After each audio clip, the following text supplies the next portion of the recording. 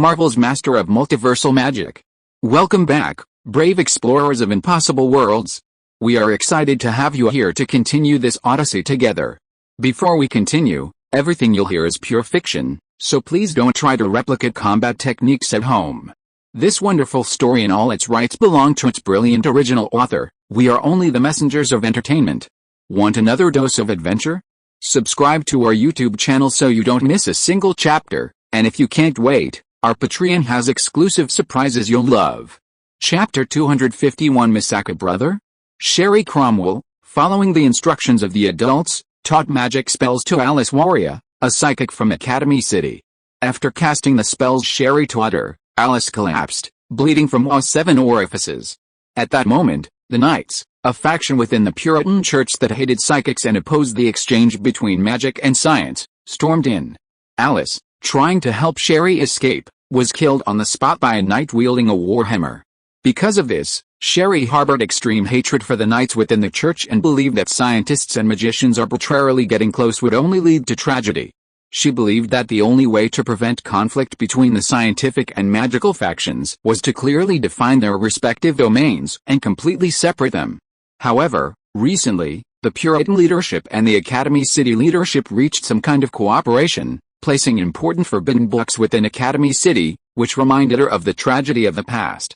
Therefore, she resolutely decided to go to Academy City alone to attack the key to the imaginary number district, the forbidden number, and the illusion killer, thereby igniting conflict between the magical and scientific communities. The goal was to make both sides understand that continued cooperation would only trigger a war between their respective camps, thus redrawing the line. Therefore, Sherry wasn't exactly a bad person. Her ultimate aim was peace between the magical and scientific communities. Magic can't be used with superpowers? Luckily, I haven't used any overt magic. Otherwise it would probably have caused a major earthquake in both the magical and scientific communities, George thought to himself, secretly relieved. According to Sherry's memories, he understood that in this world, magicians obtain magical power by refining their body's life force, then release various spells through incantations, magic circles, and magical items. Superpowered individuals, on the other hand, imitated the abilities of natural gemstones, achieving personal reality through stimulating the brain to generate an AIM field, and then influencing macrocosmic reality with their personal reality to achieve various superpower effects. The two followed different laws. He felt that magicians and superpowered individuals couldn't coexist, perhaps because once someone became a superpowered individual, their body underwent some kind of change, making it impossible to refine life force to obtain magical power. If they forcibly refined it, their bodies would conflict, leading to vomiting blood or even physical collapse. George was unaffected because his magic didn't come from refining life force. His magic primarily stemmed from his wizarding bloodline, the magic inherent in his physical body, later supplemented by meditation, which absorbed the external energy and converted it into magic. Furthermore, his superpowers weren't entirely from this world, they also included mutant abilities, a fusion of the two. Therefore, as long as he didn't use this world's methods to refine life force for magic, his magic and superpowers would never conflict. This wasn't a major problem for him. Later, he could simply learn the magic of this world and unleash it with his own magic, achieving the same effect. Looks like those 103,000 spellbooks aren't so easy to get after all. Turning to look at Kazakari Hayaka and Index who were approaching, George couldn't help but sigh again. From Sherry's memories, he knew that obtaining the 103,000 spellbooks in Index's mind through methods like legilimency, psychic abilities, and Imperius was practically impossible. Index is a nun belonging to the Anglican Church. Because of her innate ability to remember everything, the Church entrusted her with the important task of memorizing almost all the magic books in the world. However, to prevent Index from going out of control and betraying the Church, her memories are erased every year, and she is given new companions and new relationships. Until one day, she met the incredibly kind-hearted Tuma Kamajau. With the help of Tuma and her former companions, Index was finally freed from having her memories erased. However, a defensive magic system called automatic scripture remains within her body. This is the strongest defensive device designed by the Church's top magicians, capable of freely utilizing the magical knowledge of 103,000 grimoires to completely protect her mind from usurpers. When someone forcibly reads the information in Index, automatic scripture will activate, When Index faces a life-threatening crisis, such as excessive blood loss, automatic scripture will also awaken. Therefore, unless George can break automatic scripture, he cannot forcibly learn any magical knowledge from Index's mind. To be honest, he had no confidence in forcibly destroying the automatic book without damaging Index's brain. After all, the magicians in this world were much stronger than he had imagined. It was said that magicians in this world who reached the pinnacle of magical techniques and grasped the essence of magic had a chance to enter the realm of gods and become demon gods, whose power could destroy the entire universe and world at will. If he couldn't destroy the automatic book, then he could only hope that Index would voluntarily teach him the knowledge of the magic books in her mind. But that was also unrealistic. Because Index's responsibility as the target of the Forbidden Tree was to protect the 103,000 magic books, and there were also powerful Puritan magicians nearby protecting her. Rather than that, it would be better for him to infiltrate the various churches and try to steal a look at those magic tomes. Forget about that for now. Anyway, today's gains have been quite substantial. He shook his head and stopped worrying about these things. Before learning the magic of this world, he needed to raise his superpower to level 5, which would take 2 months. 2 months was enough time for him to slowly formulate a suitable plan. It was already a pleasant surprise to learn so much about the magical world from Sherry's mind today. Moreover, he had also noted down the details of the Kabbalah formula in Sherry's mind, which he could later try to recreate using his own magic. Miss Akane-chan, thank you for saving us. Index looked at George and bowed in gratitude along with Kazakiri Hayaka. George, however, smiled and waved his hand. Not Miss Akane-chan, Miss Akane. Although they couldn't get the 103,000 spells now, building a good relationship might bring future opportunities. Miss Akane. Index looked at George dressed as a man, blinked, and looked confused. Just a change of clothes, and she'd become a brother?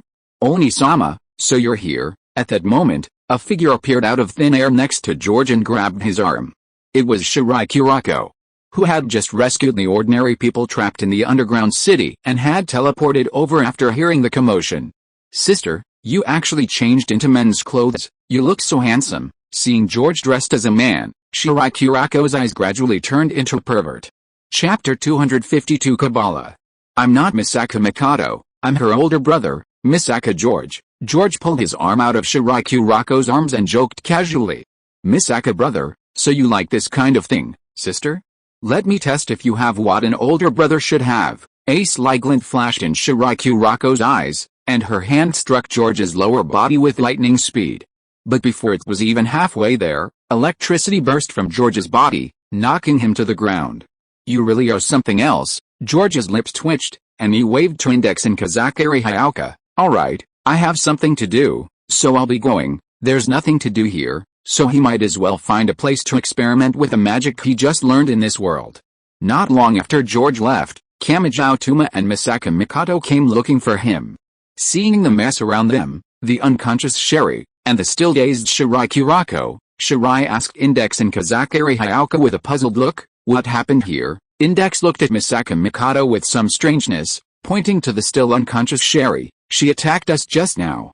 Luckily, your brother Misaka George happened to be passing by and saved us. You two siblings really look alike. If it weren't for the different clothes, I really wouldn't be able to tell the difference. Kazakiri Hayaka nodded quickly, agreeing with Index's words. At this moment, Misaka Mikado was a little confused. My brother Misaka George? Where did I get a brother? Oni-sama, you have a brother but didn't tell me. You made me look bad. Shirai Kurako blushed and tidied her hair, which was fluffy from being electrocuted. Thinking about how she had just reached out and attacked Misaka Mikado's brother's groin, she felt really embarrassed. I know, I don't have a brother who dresses as a boy, it's her. Misaka Mikado denied it, then paused, immediately realizing who it was. After the cloning incident, due to limited equipment in Academy City, most of the Misaka sisters were sent to research institutes around the world for treatment. Only a dozen or so remained in the Academy City Hospital. However, their usual attire was almost identical to hers, the only difference being the military-grade night vision goggles they wore. And the Misaka sister who liked to dress as a boy and was powerful enough to defeat a female magician could only be the mutated 9981. Oni-sama, isn't he your brother? Shirai Kurako asked curiously. The others also gathered around curiously. She is indeed related to me by blood, but she's not my brother. Strictly speaking, She's my sister, but she prefers to dress as a boy, Misaka Mikoto explained, looking at the curious group with a slight headache. Because she had to face the higher-ups in Academy City and was worried about causing trouble for her friends like Shirai Kurako, she hadn't told them about a Misaka sister's incident. Now that they've run into each other, this is the only explanation. Big sister, you actually have a younger sister? Which school in Academy City is she in? Why isn't she at Artakawa Middle School? Hearing that Misaka Mikoto had an identical younger sister, Shirai Kurako instantly became excited. If she transferred to their school, wouldn't that be double the happiness? Misaka Mikoto quickly changed the subject. Kurako, this isn't the time to talk about that. Dealing with this intruder is the most important thing. Meanwhile, after George left, he first used his invisibility to confirm that there were no Aleister's micro-robots nearby before apparating and disappearing from his original spot, appearing in a deserted suburb outside Academy City. Academy City was full of those micro-robots responsible for surveillance, making many things inconvenient even when he was invisible. Therefore, he found a place outside Academy City where he conducted his research and practice of magic, only returning to Academy City when he needed to conduct ability enhancement experiments. Kabbalah spell, a human phantom created from clay. George stood on the grass, controlling his magic to gradually draw a Kabbalah spell circle on the ground. Casting this spell didn't necessarily require a crayon to draw the circle, drawing it directly with magic was fine. Sherry used a crayon because it wasn't an ordinary one, but one made with sacred salt and holy oil, which could enhance the power of the formed statue. As the spell circle was completed, the ground began to tremble, gradually transforming into the shape of a stone figure. However, the stone figure collapsed before it was fully formed. Looks like it's not that easy. I need more practice. George didn't care about the stone figure's collapse. Instead, a smile appeared on his face. This proved that his magic could use the magic of this world and wouldn't be affected by different magic types. The magic of this world was unique. Like this stone giant created with Kabbalah, it was actually a magic created by magicians imitating the legend of gods creating humans from clay in human mythology. Humans are not gods and cannot create true life, they can only create stone giants with a certain level of rudimentary intelligence. Essentially, all magic in this world originates from this, with most magic imitating myths and legends. Even many powerful magical artifacts are imitations of divine weapons from myths and legends, thus gaining immense power. In this world, initially there were no magicians or superpowered individuals, only primal stones, those born with the ability to use supernatural powers. Magicians are those without such innate talent. They emerged by imitating myths and legends, possessing extraordinary willpower, luck, and comprehension. Therefore, most magicians in the past experienced great hardship in their lives. For example, being unable to save someone important from a serious illness, being forced to kill each other due to food shortages, enduring humiliation and hardship to avenge the murder of family members, and so on. Only under such extreme circumstances could they surpass ordinary people, become magicians, and create their own magical tomes. This makes the inheritance of magic extremely difficult. There is no requirement for innate talent, but the demands on acquired mental fortitude are extremely high, and the number of magicians is extremely small. Moreover, most of these stories originate from religions, which often have many fanatical followers and numerous mythological tales. Later, two extremely powerful magicians, Mathers and Visco, jointly founded the Golden Dawn Magical Society.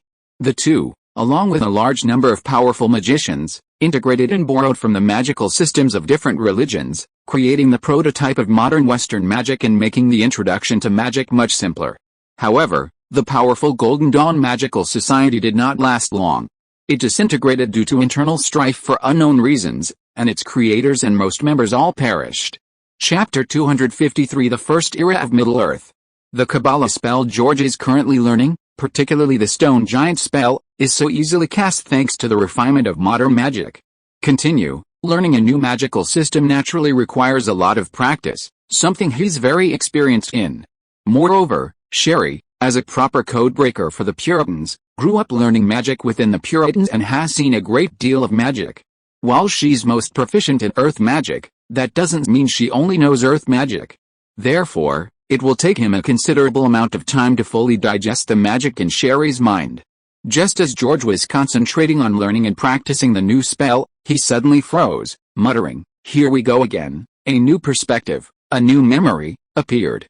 Humans, elves, Morgoth, could this be Middle-earth? George slowly sat up from the ground, and after digesting the memories of his new body, he couldn't help but exclaim.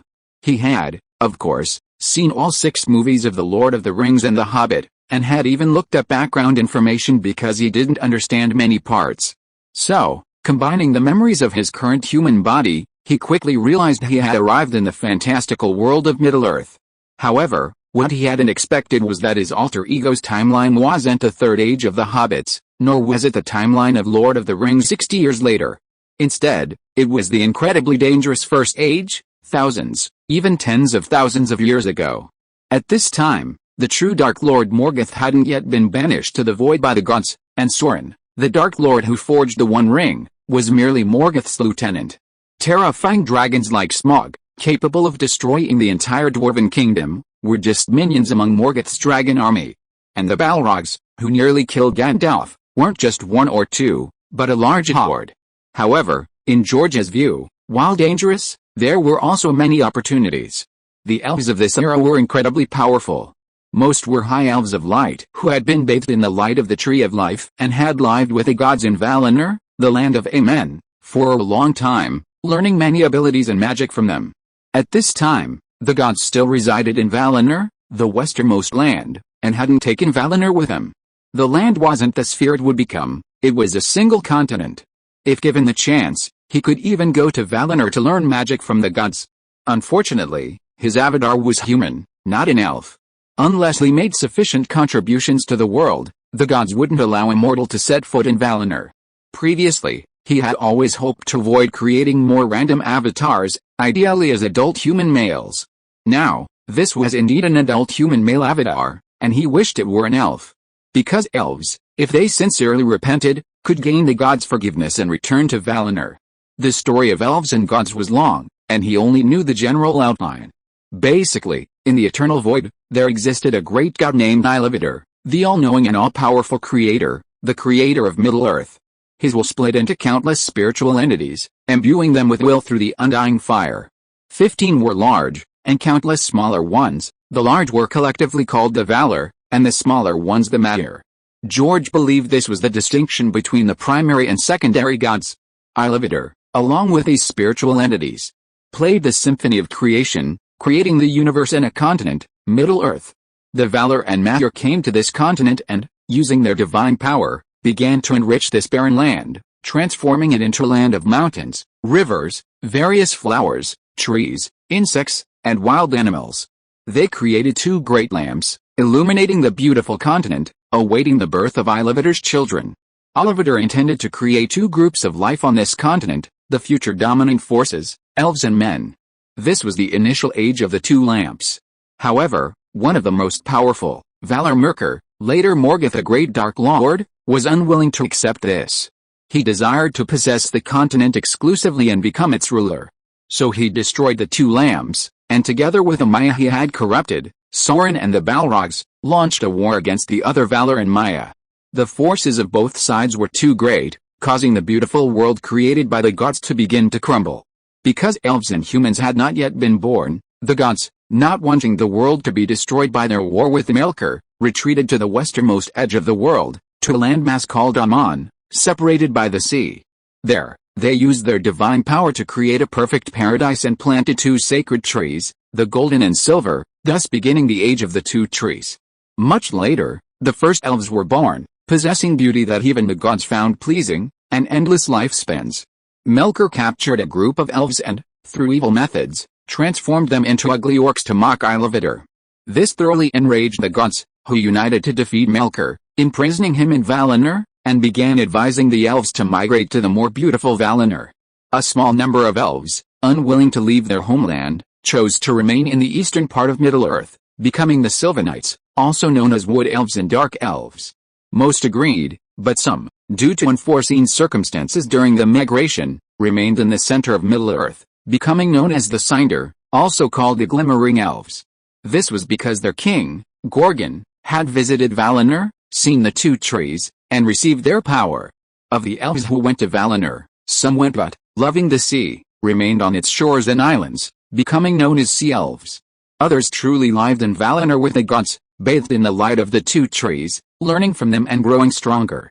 The first to arrive in Valinor lived under the two trees. They were known as the Vanya, with golden hair and fair skin, the most powerful and beautiful elves, beloved by the king and queen of the gods. Galadriel, the elven queen in the film, possessed such immense power because she inherited the blood of her grandmother, the Vanya. The second group to arrive in Valinor lived further out and, with a fondness for learning various crafting and forging techniques from All, the god of craftsmanship and the creator of the dwarves, became known as the Noldor. Both of Anya and the Noldor were light elves, and also high elves. Everything was initially perfect, until Melkor completed his sentence, feigned complete repentance, and gained the gods' forgiveness. He then began sowing discord in Valinor, making the elves believe they were imprisoned, thus leading them to betray the gods and return to Middle-earth. Chapter 254. As expected of a fantasy world, the Noldor elven king had a gifted but stubborn eldest son named Fëanor, who, with his exceptional abilities, forged the Silmarils, capable of storing the power of the two trees' light. The beauty and power of the Silmarils astonished the gods, but also fueled Fëanor's arrogance. Later, instigated by Melkor, he led a group of elves in a rebellion against the gods, ultimately being banished to a castle far from the capital, where he harbored even greater resentment towards them. Melkor, having succeeded in his scheme and fearing divine retribution, destroyed the two trees, killed Fëanor's father, stole the three Silmarils, and returned to Angband, the Iron Mountains, to hide. Fëanor, enraged upon learning this, named Melkor Morgoth and, along with his 7 sons, swore an oath to seek revenge on Morgoth, even to the ends of the earth, and to reclaim the Silmarils. He mobilized all the Noldor elves, including his 2 half-brothers, to leave Valinor for Middle-earth, to avenge their father's death at Morgoth's hands, and to break free from the gods' control and become their own rulers. In a moment of impulsiveness, the Noldor elves, led by Fëanor, went to the seashore. The sea elves responsible for building ships refused to disobey the gods' orders and ordered their slaughter, then stole a ship and left Valinor. The gods were deeply grieved upon learning of this, and Mandus, the god of death, personally pursued them to issue a warning. The eldest and second sons of the Noldor ignored the warning, but the youngest son, Fëanor, repented and led a portion of his people back to Valinor with Mandus. Because he and his family did not participate in the slaughter of the sea elves, they were forgiven by the gods. However, the youngest son and daughter, Galadriel, still wanted to explore Middle-earth and did not return to Valinor. This is why Galadriel in the film repeatedly pleads for the gods' forgiveness, hoping to return to Valinor. The gods were utterly disillusioned with the departing Noldor elves. They raised mountains and barriers around Valinor, no longer welcoming any elves back and ignoring everything that happened in Middle-earth. However, because Iluvatar's second child, a human, was born in Middle-earth at this time, they used their divine power to bring forth a flower and a fruit from the withered 2 trees. The flower and fruit became the sun and the moon, respectively, bringing light to Middle-earth and creating many stars, greatly weakening Morgoth's dark army. This marked the beginning of the Solar Age, the First Age. The Noldor elves who left Valinor also experienced internal strife. Fëanor and his family, who landed first in Middle-earth, burned their ships, forcing the remaining 2 groups to detour. Fëanor and his light elves fought a fierce war against Morgoth, the famous Battle of the Stars. Fëanor died in a one-on-one duel with Morgoth, and Morgoth was awestruck by the power of the light elves, far surpassing that of the Grey and Wood elves. Later, the second prince and his family, along with the 3 princes' 4 children, led their respective peoples across the Ice Mountains and finally arrived in Middle-earth. Despite harboring resentment over the burning of their ships by the first prince's family, they united and forced Morgoth's army to retreat into the Iron Mountains, daring not to vent their fury again. However, much later, Morgoth bred dragons and a large number of orcs, and recruited many humans who believed in him, launching an attack on the Noldor elves, who had long lived in peace, and later, humans and dwarves. After hundreds of years of war, the Noldor elves were nearly wiped out, and Morgoth's power spread throughout Middle-earth. Later, a human navigator and his elven wife, carrying a Silmaril, arrived in Valinor, guided by the sea god, and told the gods everything that had happened in Middle-earth. The gods forgave the Noldor elves' sins and once again descended upon Middle-earth, finally defeating Morgoth and imprisoning him in the Nether. Sauron, along with several Balrogs and dragons, who survived by chance, fled in panic to hide in various secret corners of the world. This great war also sank the entire Beleriand of Middle-earth into the sea, leaving only the previously remote eastern continent, Thus began the Second Age. After a long period of peace, Sauron, feeling that the gods no longer cared for Middle-earth, inherited Morgoth's ideals and began to disguise himself among various factions on the continent, forging the One Ring. Sauron was defeated, the Second Age ended, and the Third Age began. The story of the movies mainly takes place in the Third Age, with the One Ring destroyed and the Third Age ending. Based on his current human alter ego's memories, George judged that he was currently in the First Age, because Morgoth was being held back by the older elves in the Iron Mountains, and Beleriand was at peace. Truly a fantasy world. Even an ordinary human has such powerful physical abilities. Gathering his thoughts, George waved his hands and couldn't help but exclaim in amazement. His alter ego in this world was just an ordinary adult male human, but this ordinary adult male's physical abilities were 2 to 3 times that of a normal human in the Marvel Universe. This is understandable, as the physical abilities of humans from different planets vary greatly in the Marvel Universe. Even the Kree, let alone the Asgardians, possess physical abilities far exceeding those of Earthlings. Therefore, the exceptional physical abilities of humans in this fantastical world are understandable, otherwise, they wouldn't be able to fight the orcs and other monsters alongside the elves. For George, the benefit is that the physical abilities of his main body and his other clones have been significantly enhanced. Awaken. Shortly after George stood up, a wolf howl rang out, and 6 hungry wolves appeared around him. The wolves looked surprised to see George stand up, but quickly pounced on him. These wolves were unlike Earth wolves, each one was as large as a tiger, and their strength and speed surpassed that of Earth tigers. It's estimated that 2 or 3 Earth tigers couldn't defeat a single wolf here. It just goes to show that the species in the fantasy world are indeed extraordinary. I almost forgot, there are you guys too. This human body belonged to a nearby human tribe. In this era, humans hadn't yet formed kingdoms, they existed in tribes, dependent on the elf kingdom for survival. While hunting with his companions, George was attacked by wolves and killed after a fierce battle. While the wolves were chasing 2 other humans, George had taken over their bodies. Now, the wolves, having failed to catch his companions, had returned to reap their rewards. Facing the charging wolves, George picked up an iron spear from the ground, a flash of electricity crackling around him. Go! A powerful bolt of lightning shot out, carrying the spear, instantly impaling one of the wolves and pinning it to a tree. Chapter 255 The Beautiful Elf City. A few wolves, bigger than tigers or even elephants, were nothing to George. Come here. With a flick of his wrist, the iron spear was pulled from the giant tree, circling around and piercing all the remaining wolves that pounced. Although the First Age was dangerous, unless he encountered beings like Morgoth, Sauron, or the Balrog, he didn't really care about ordinary people. After killing a few wolves, he fell into deep thought. What path should he take from here? First, he needed to define his goal. All his world avatars shared the same goal, to become stronger, and this world was no exception. The best way to obtain the strongest power in this world was naturally to go to Valinor, the abode of the gods, and receive their legacy. But at this stage, as a mortal without any achievements, he certainly couldn't succeed. Sneaking in and being caught might result in punishment and decades of imprisonment, a complete waste of time. Unless he defeated Morgoth, or helped the elves defeat Morgoth, and went to Valinor with that achievement, perhaps he would have a chance. That was too difficult, he'd put it aside for now. Since he couldn't inherit the gods' magic for the time being, learning the magic of the elves was a good alternative. However, the magic in this world wasn't particularly systematic, and much of it focused on enchanting, forging, and magical weapons, since most older elves learned from the craftsmanship god Ori. Other forms of magic were relatively rare.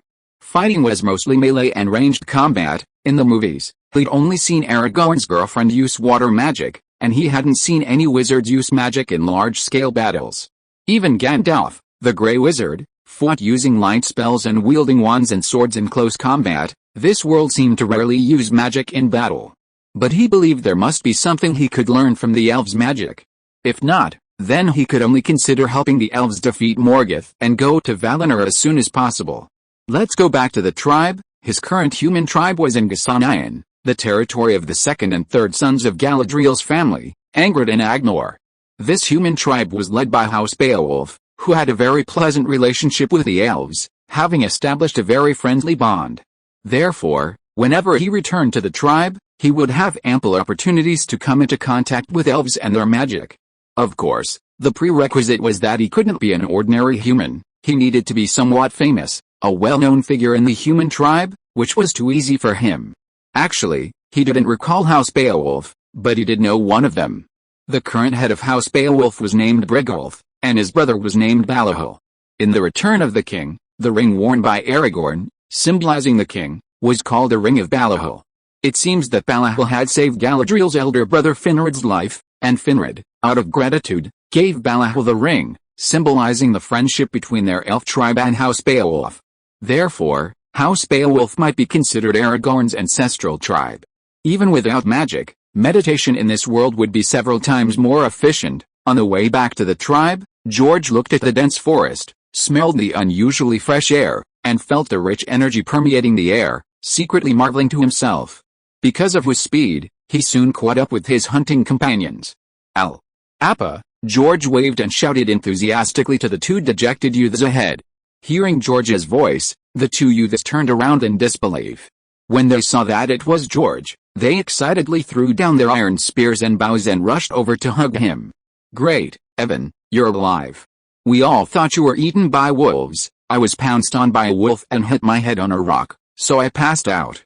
When I woke up, the wolf and you were gone." George described being pounced on and having his neck bitten off by a wolf as being knocked unconscious by a wolf hitting his head. The naive Alan Appa did not suspect George, but simply hugged him and praised the gods for their protection. So the three of them returned to the human tribe together. Passing through the forest, a beautiful and magnificent city surrounded by greenery appeared before George's eyes, Crossonian, the kingdom of the light elves, inhabited by nearly 10,000 older elves. Elves possess endless lifespans. Unless killed or under special circumstances, they do not die. Therefore, although their birth rate is low, theoretically, as long as there is no war, their numbers will continue to increase slowly. Even if they die, their souls do not perish but go to the Hall of Eternity in Aman, the Hall of the Soul Ruler Mandus. There, they can see their deceased relatives and friends as spirits before being reborn as new elves. Not far from this city is a small town with a distinctly different architectural style. The human city of the Bia family, more like a large town than a city. It houses approximately 3,000 humans. In truth, it is thanks to the elves' help that humanity, with its few hundred years of development history, could not have developed its own civilization so quickly on its own. Humans were the second life form created by Iluvatar. Compared to the endless lifespan of elves, human lifespans are extremely short, generally around 100 years without special intervention from the gods. However, unlike elves, they are not bound by this world. After death, the human soul does not go to the Hall of Eternity, but leaves this world for a place unknown even to the gods. Therefore, they are not bound by fate and possess many possibilities. I really hope I'll have the chance to visit the Elven City and see those beautiful elves someday. Al gazed at the beautiful Elven City with envy on his face, while Appa teased, "What? Do you want to marry a beautiful elf? Don't dream about it." Even our chieftain wouldn't dare to say such a thing. The elves in the Elven City were very friendly to humans and provided them with much help, but most elves still considered themselves superior to humans, having once lived among the gods as high elves. Some elves did not share this sentiment, but considering their lifespan, they were unwilling to marry humans. "Let's go, it'll be dark soon," George waved to the two of them, looking at the beautiful Elven City in the distance. Chapter 256 The Dark Army Attacks. As the three returned to town, dusk was falling. Based on Evan's memories, George greeted everyone he knew with practiced ease. After a simple meal at a small tavern, sampling the world's unique wines, he waved goodbye to Al and Appa and returned to his small house. Luckily, this clone has no family left, otherwise it would be quite troublesome. Pushing open the door, George cast a cleansing spell to tidy the house before sitting on the bed and beginning to meditate. Evan's father was also a hunter, but when he was 12, he was killed while trying to hunt an Irlavu bison. Legend says the Irlavu bison is a descendant of the Irlavu bull under the great hunter god Oromi, possessing enormous white horns, from which horns are priceless. A successful hunt would have made Evan's father a warrior of the human tribe, his status rising dramatically. Unfortunately, he failed. Evan's mother, heartbroken, passed away within 2 years, leaving Evan to live alone. Unexpectedly, Evan also died during the hunt, his body taken over by George. It just goes to show that the survival rate for ordinary people in such a fantasy world isn't very high. The meditation efficiency is indeed impressive. In just 1 hour, George felt the effects were comparable to nearly 3 hours of meditation in other worlds. Night fell, and the moon, formed from the fruit of the sacred tree, slowly rose. However, tonight's moon was not bright, as if its light was obscured by a layer of black smoke. To the north of Garsonian lies the vast plain of Adgaran, at the edge of which are numerous older fortresses, stretching all the way to the foot of Sangarazim. Opposite it lies Angband, Morgoth's stronghold, which has been dormant for hundreds of years, nestled within the Iron Mountains, shrouded in poisonous fog and black smoke, obscuring everything within. To the left of Garsonian are the towering Westland Mountains, belonging to the territory of Prince Fingolfin, the High King of the Light Elves of Middle-earth. Fëanor, the eldest prince, died in battle shortly after arriving in Middle-earth, and the third prince returned shortly after setting out. Now, only the second prince remains alive and in Middle-earth. To the right of Garsoni is Ymhill, guarded by the 7 sons of Fëanor. The 3 forces combined form an encirclement of Angband in the Iron Mountains, trapping Morgoth inside. Therefore, if Morgoth wants to unify Middle-earth, he must break through the combined defenses of the 3 forces. And tonight, as black smoke obscures the moonlight, a massive, malevolent golden dragon, an army of Balrogs, and the orcs Morgoth has nurtured for over 400 years, attack the 3 breaches from 3 directions. It's the sound of horns. George, who is meditating, was awakened by the deep sound of horns outside. This was no ordinary horn sound, but the war horns of House Beer. Pushing open the door and stepping outside, countless torches were lit. The burly chieftain, Bregalis, a man of immense strength like a bear, clad in heavy elven armor and wielding a spear, roared, "The elven city has been attacked. Our Bia family has always been cared for by the elves, now it's time to repay them. All warriors, follow me to the elven city to provide support. The rest of you, pack your belongings. If anything goes wrong, all men will cover the rear, women and children, evacuate to the south," after quickly making the arrangements. Bregalis led all 800 warriors of the town, mounted their steeds, and charged towards the elven city, where thick smoke was already rising in the distance, with a death-defying resolve. It seems that humans at this time are indeed different. Watching the 800 human warriors, their faces devoid of fear, roaring as they rode away, George felt a slight shock. The terror of Morgoth was not uncommon in human legends. Bregalis and his 800 warriors had decided to go to the elven city's aid, knowing they would die. They had even made arrangements for their own deaths. If this were in the future, it's hard to say whether he would have fled with his entire tribe. After all, their small numbers wouldn't have been of much use. With the powerful light elves delaying them, retreating south would likely allow them to escape the war and find a safe place to live. Perfect, this is a good opportunity. George didn't feel unlucky about the attack on the elven city. Instead, he saw it as an excellent opportunity to build a relationship with the elves. If he could help the elves hold their central defenses, he would be a great benefactor to the third prince's lineage, and his plan to learn magic and enchanting from the elves would essentially be achieved. Anyway, Morgoth was worried about being captured by the gods again and wouldn't leave Angband voluntarily. If things got really bad, he could rescue a few important figures and escape without much trouble. Evan, old Jim is calling us to set up defenses in the north of the city." Just then, his good friends Al and Appa, who were his clones, ran over. Their identities in the town were hunters, not warriors, so they didn't need to go to support the elven city but stayed behind to defend it. Once the elven city falls, these remaining men will have to hold off Morgoth's dark army, buying time for the women and children to evacuate. They're currently heading north to set up traps and fortifications. "Tell old Jim I'm going to reinforce the elven city." George smiled, unfurling his wide wings, waving to Al and Appa, and chasing after the departing Bregalis and the others. Evan, how come he has wings?" Al and Appa, along with the others Busy and Zizhao, stared in disbelief as George flew away. George's flight speed was impressive, quickly catching up with the troops ahead. Bregalis and the 800 warriors were startled to see George suddenly appear overhead. Thankfully, they all recognized him, or they might have drawn their bows and shot him. "Isn't that the hunter Evan? How come he has wings?" Under the astonished gazes of the crowd, George flew to a position alongside Bregalis. "Chieftain, I've learned some magic and want to go to the elven city to help." "Magic? I didn't know you knew magic, lad." "Good. Truly a fine son of the Bia family. Charge with us." Chieftain Bregalis, upon hearing George say he knew magic, no longer doubted his ability to fly with wings on his back. He laughed and waved his spear. As a human chieftain, he frequently visited the elven city and had naturally witnessed the various magic spells of the light elves.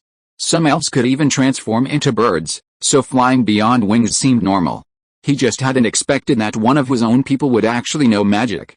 After a frantic run of about 20 minutes, they finally arrived at the foot of the elven city. The city gates had been breached, and the walls were cracked. If you are listening to this novel on a channel other than Fanfic World, it means it was downloaded and re-uploaded without effort. We warmly invite you to visit our channel, Fanfic World. There you will find the original version of this story and many other novels of various genres. We look forward to seeing you dive into a world of incredible novels. Chapter 257 Golden Dragon is roughly equivalent to Dragon Crystal. Clad in elven armor, the Light Elves, radiating golden light, were locked in fierce combat with Morgoth's densely packed dark army. The Adgarin plains north of the elven city had been engulfed in flames, reduced to scorched earth. Among Morgoth's dark army, the most dazzling and terrifying sight was a golden dragon, its size comparable to a small mountain. Each breath of fire from the golden dragon could incinerate a swarm of elven warriors. Its scales were exceptionally hard, difficult even to pierce with arrows enchanted by the light elves. Crucially, it was also incredibly cunning, striking only when the opportunity presented itself and then retreating, never allowing itself a chance to be targeted by a volley of elven arrows. Therefore, it posed a far greater threat to the elven army than the terrifying Balrogs. The Balrogs' flames weren't as fast or as wide as the dragons. They primarily attacked with fire whips and fire swords, which the quick-reacting light elves could dodge. If they could close in, 20 light elf warriors could trap an ordinary Balrog, and 50 light elves had a chance to kill one. However, this was their first encounter with a dragon, and they were unprepared. Later, they made equipment to withstand the flames, making the dragon less terrifying. This is the original ancestral dragon that Morgoth bred? Is it really this big? George was also shocked by the golden dragon's size. The largest dragon in the Harry Potter world was the Ukrainian Iron Belly dragon, but this golden dragon was more than 10 times larger. Thinking of Smaug, the infamous dragon of the Third Age, it was simply incomparable. If Smaug were here, it probably wouldn't even withstand a volley of fire from the light elves. Such a huge golden dragon, if I kill it and make dragon crystals, could I become a fire dragon slayer mage? At that moment, a thought suddenly occurred to George. The method for making dragon crystals was in the fairy tale library, because Laxus's father had used it before. George had already learned it so that if he encountered a dragon in the fairy tale world one day, he could immediately make dragon crystals. The dragons in the Harry Potter world were too weak and stupid. Even if they were made into dragon crystals, it would be meaningless, so he didn't try. But this golden dragon was cultivated and created by Morgoth over 400 years. It was the first evil dragon directly created by the Daedric Prince, and it possessed extremely high intelligence. While breathing fire, it would also taunt the elven army. If such a dragon were made into dragon crystals, it might not be inferior to those made from dragons in the fairy tale world. Crucially, it might not have the motion sickness weakness that fairy tale dragon slayer mages suffer from.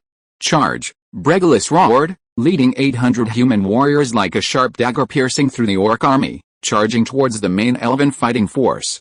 They might not be as strong as the light elves, but their fearless spirit and determination greatly enhanced their fighting power. In large-scale warfare, the strength of soldiers is important, but morale is even more crucial. The light elves, having not fought for a long time and caught off guard, had low morale, otherwise, they wouldn't have been driven so quickly to the elven capital. Despite their strength in the Battle of the Five Armies, the orc army was actually quite formidable against the individually powerful light elves. They were essentially just cannon fodder, winning battles primarily through sheer numbers. Therefore, in terms of individual combat ability, they weren't necessarily much stronger than humans at this stage. The flanking attack of the 800 warriors caught the orc army completely off guard, actually tearing a gap in the encirclement and giving the elven army a chance to breathe. At this moment, George also intervened. Without his intervention, even if the 800 warrior managed to break through the orc army and rejoin the elven army, they would likely have lost at least 200 warriors. Rain of light, a golden magic circle rose behind him, and holy light arrows shot down towards the orcs who were about to turn and block Bregoris and his men. If he remembered correctly, the orcs of this era, or rather, most of Morgoth's dark army, were vulnerable to light, whether sunlight or moonlight. That's why Morgoth chose to attack at night and cast a black mist to obscure the moonlight. As expected, the holy light arrows struck the thick-skinned orcs like sulfuric acid, instantly corroding their skin and eliciting deafening screams. Bregulis hadn't anticipated George's powerful magic. He'd assumed George, as a hunter, intended to fly down and fire arrows in support. Instead, he'd used magic to create light arrows, and with such effectiveness. His reaction was swift. With a roar, he led 800 warriors to their maximum speed, spears raised, cutting down the orcs unable to defend against the light arrows. In just a few minutes, they had shattered the orc army and reached the defending elven forces. Seeing the human warriors arrive, the elven forces quickly opened a gap, letting them in. While called an elven army, due to the orc ambush and attacks from dragons and fire demons, the number of light elven warriors guarding the elven city had dwindled to less than 2,000. If it weren't for the surprise attack by 800 human warriors disrupting the orcs' attack rhythm and restoring the morale of the elven army, the defenses probably wouldn't have held out for long. Woo woo woo, the orcs' horns sounded, and the attacking orc army, dragons, and Ballora temporarily halted their assault. The sudden intrusion of the human warriors disrupted the orcs' attack rhythm, easing the pressure on the elven army and allowing them to recover from the surprise attack and form an effective defensive posture. Continuing the fierce attack was pointless. It was better to readjust the deployment and launch a targeted attack. This was the order from the dragon Glorin, who was in charge of this attack. Indeed, Glorin was the commander of the army on the central battlefield. Soren, the lieutenant, and Gothmog, the Balorag king, commanded the western battlefield. Morgoth was stationed at his headquarters in Angbin, using his divine power to block out the moonlight. I never expected that such tiny humans would have such strength, especially that human flying in the air who can use light magic. Did the demon god say that only the Vanya elves can use light magic? The demon dragon Glorin was furious at the human reinforcements that had disrupted their attack. If it weren't for the human reinforcements interfering, he was confident that he could have captured the elven city within 2 hours and completely taken over the central battlefield tonight, thus obtaining the demon god's reward. Chapter 258 Heading to the Western Battlefield. In the mind of the dragon Groudon, humans should be incredibly weak. During the War Council in Angbin, the Daedric Prince hadn't mentioned humans at all, never imagining they had the strength to participate in the war. The Daedric Prince had always been wary of the Light Elves. Meanwhile, seeing the dragons, Balrogs, and orc armies temporarily retreat, the elven army began redeploying its defenses. Greetings, Your Highness Prince Anglord, Your Highness Prince Agnor. With a temporary retreat of the Dark Army, George landed and, along with Chief Bregulis and his brother Balashar, paid homage to the two rulers of the elven city. These elves are indeed beautiful. No wonder Alinapper so desperately wanted to marry elves. George couldn't help but sigh as he looked at the two elven princes. Compared to the elven actors in the movies, the real elves here were far more beautiful, and the two princes were even more beautiful than ordinary elves. Although they didn't inherit their grandmother's blonde hair like their sister Galadriel, they possessed the beautiful black hair unique to Noldor elves. To be honest, if I didn't know the two elven princes were male, I really couldn't tell their genders with a naked eye. Perhaps this is the true meaning of the phrase beauty that defies masculinity. No wonder the gods loved the elves so much, wanting to take them in and let them live with them, even forgiving their grave mistakes as long as they admitted them. Even after leaving this continent, they left a special passage for the elves, allowing them to sail to the gods of old whenever they wished. This is a privilege humans never received.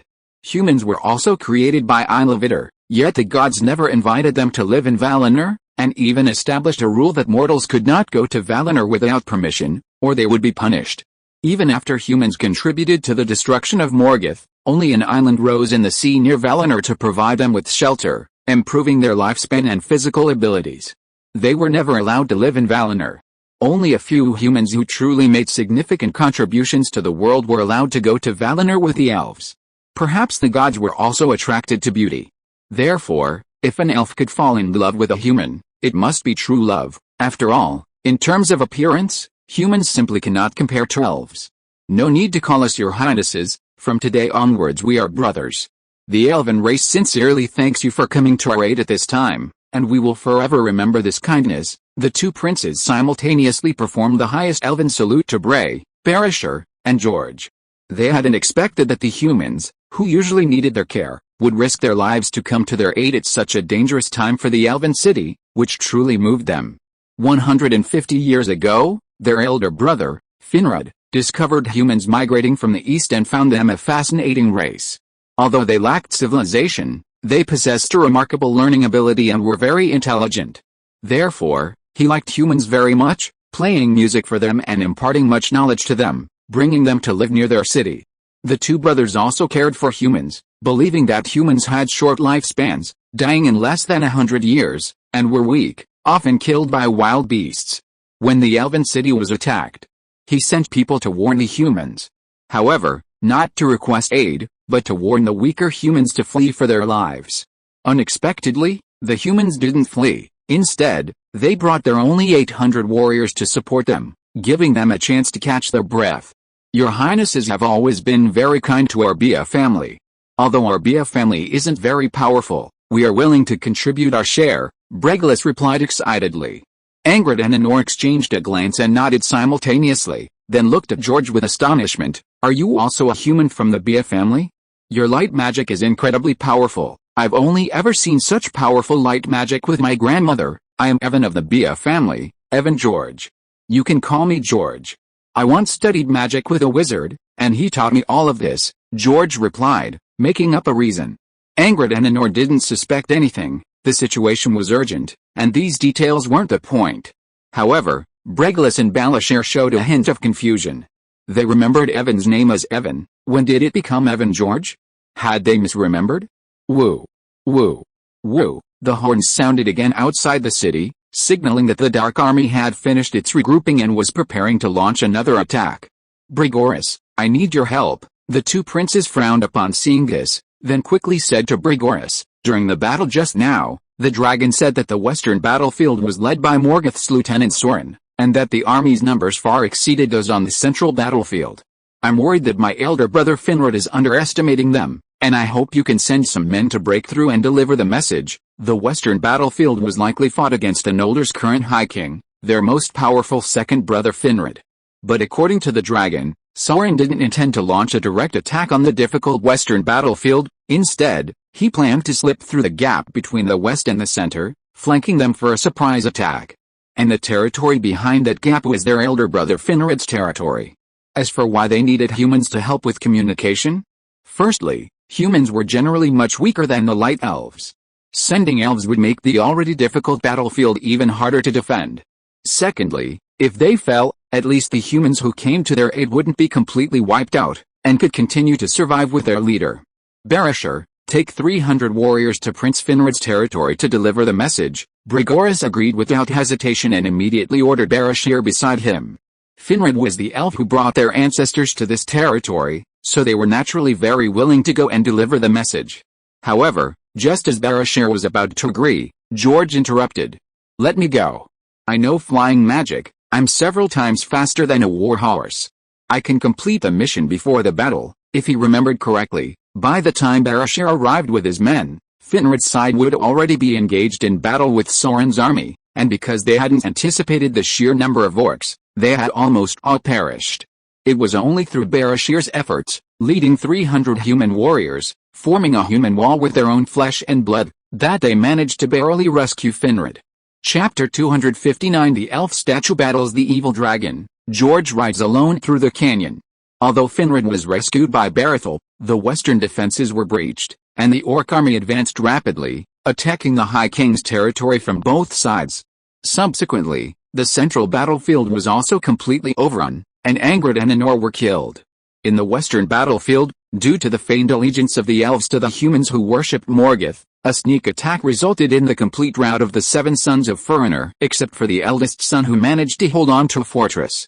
Ultimately, they were forced to abandon their defenses and retreat further east to preserve their strength. Thus, the 3 lines of defense against Morgoth completely collapsed. To salvage the last vestiges of elves' glory, the High King Finrod single-handedly stormed Angbin and fought Morgoth to the death, hoping to end the war by killing him. After a fierce battle, he inflicted 7 wounds on Morgoth but was ultimately defeated and killed. If George wants to stop all this, he must first help Finrod defend the breach in the canyon and stabilize the western battlefield. Then, he could lead the reinforcements from the western front back to the central front, And if there was still time, he could help stabilize the Eastern Front. This way, the elves wouldn't suffer such heavy losses in this great war. This would not only win the friendship of the elves as a whole, but also preserve most of their strength to finally deal with the Morgoth. Otherwise, if the elven defenses completely collapsed, it would be almost impossible for him to fight Morgoth and his dark army alone. You can really fly that fast? Angrid and Agnor's eyes lit up immediately. According to the dragon, even if they sent someone now to deliver the message, it probably wouldn't be in time. Going would only be a futile attempt. But if George's flying speed was several times faster than a warhorse, it might actually be possible to inform their elder brother before the war began. Don't worry, I wouldn't lie to you about something so important, George nodded with absolute certainty. Seeing this, Brigillus patted George on the shoulder. Evan, then you go and inform His Highness the Crown Prince as quickly as possible. This concerns the honor of humanity, so you must do it, understood, chieftain? George spread his snow-white wings. However, he didn't fly away immediately. Instead, he pointed to a statue that was 200 meters tall in the center of the elven city and asked Angrid and Anor, what material is that statue made of? Is it sturdy? That's a statue we carved for our father in Valinor. The material is white stone, which is quite hard. Although Angrid and Anor were somewhat puzzled, they still answered George's question. That's good. George quickly flew to the top of the white statue and pressed his hand on its forehead. Mimetic transformation. A large amount of magic power was frantically poured into the white statue until the magic power was almost exhausted. Then, the white statue suddenly opened its eyes and began to move. Stay here and stabilize the battlefield. Taking a breath, George gave the order to the white statue before accelerating westward.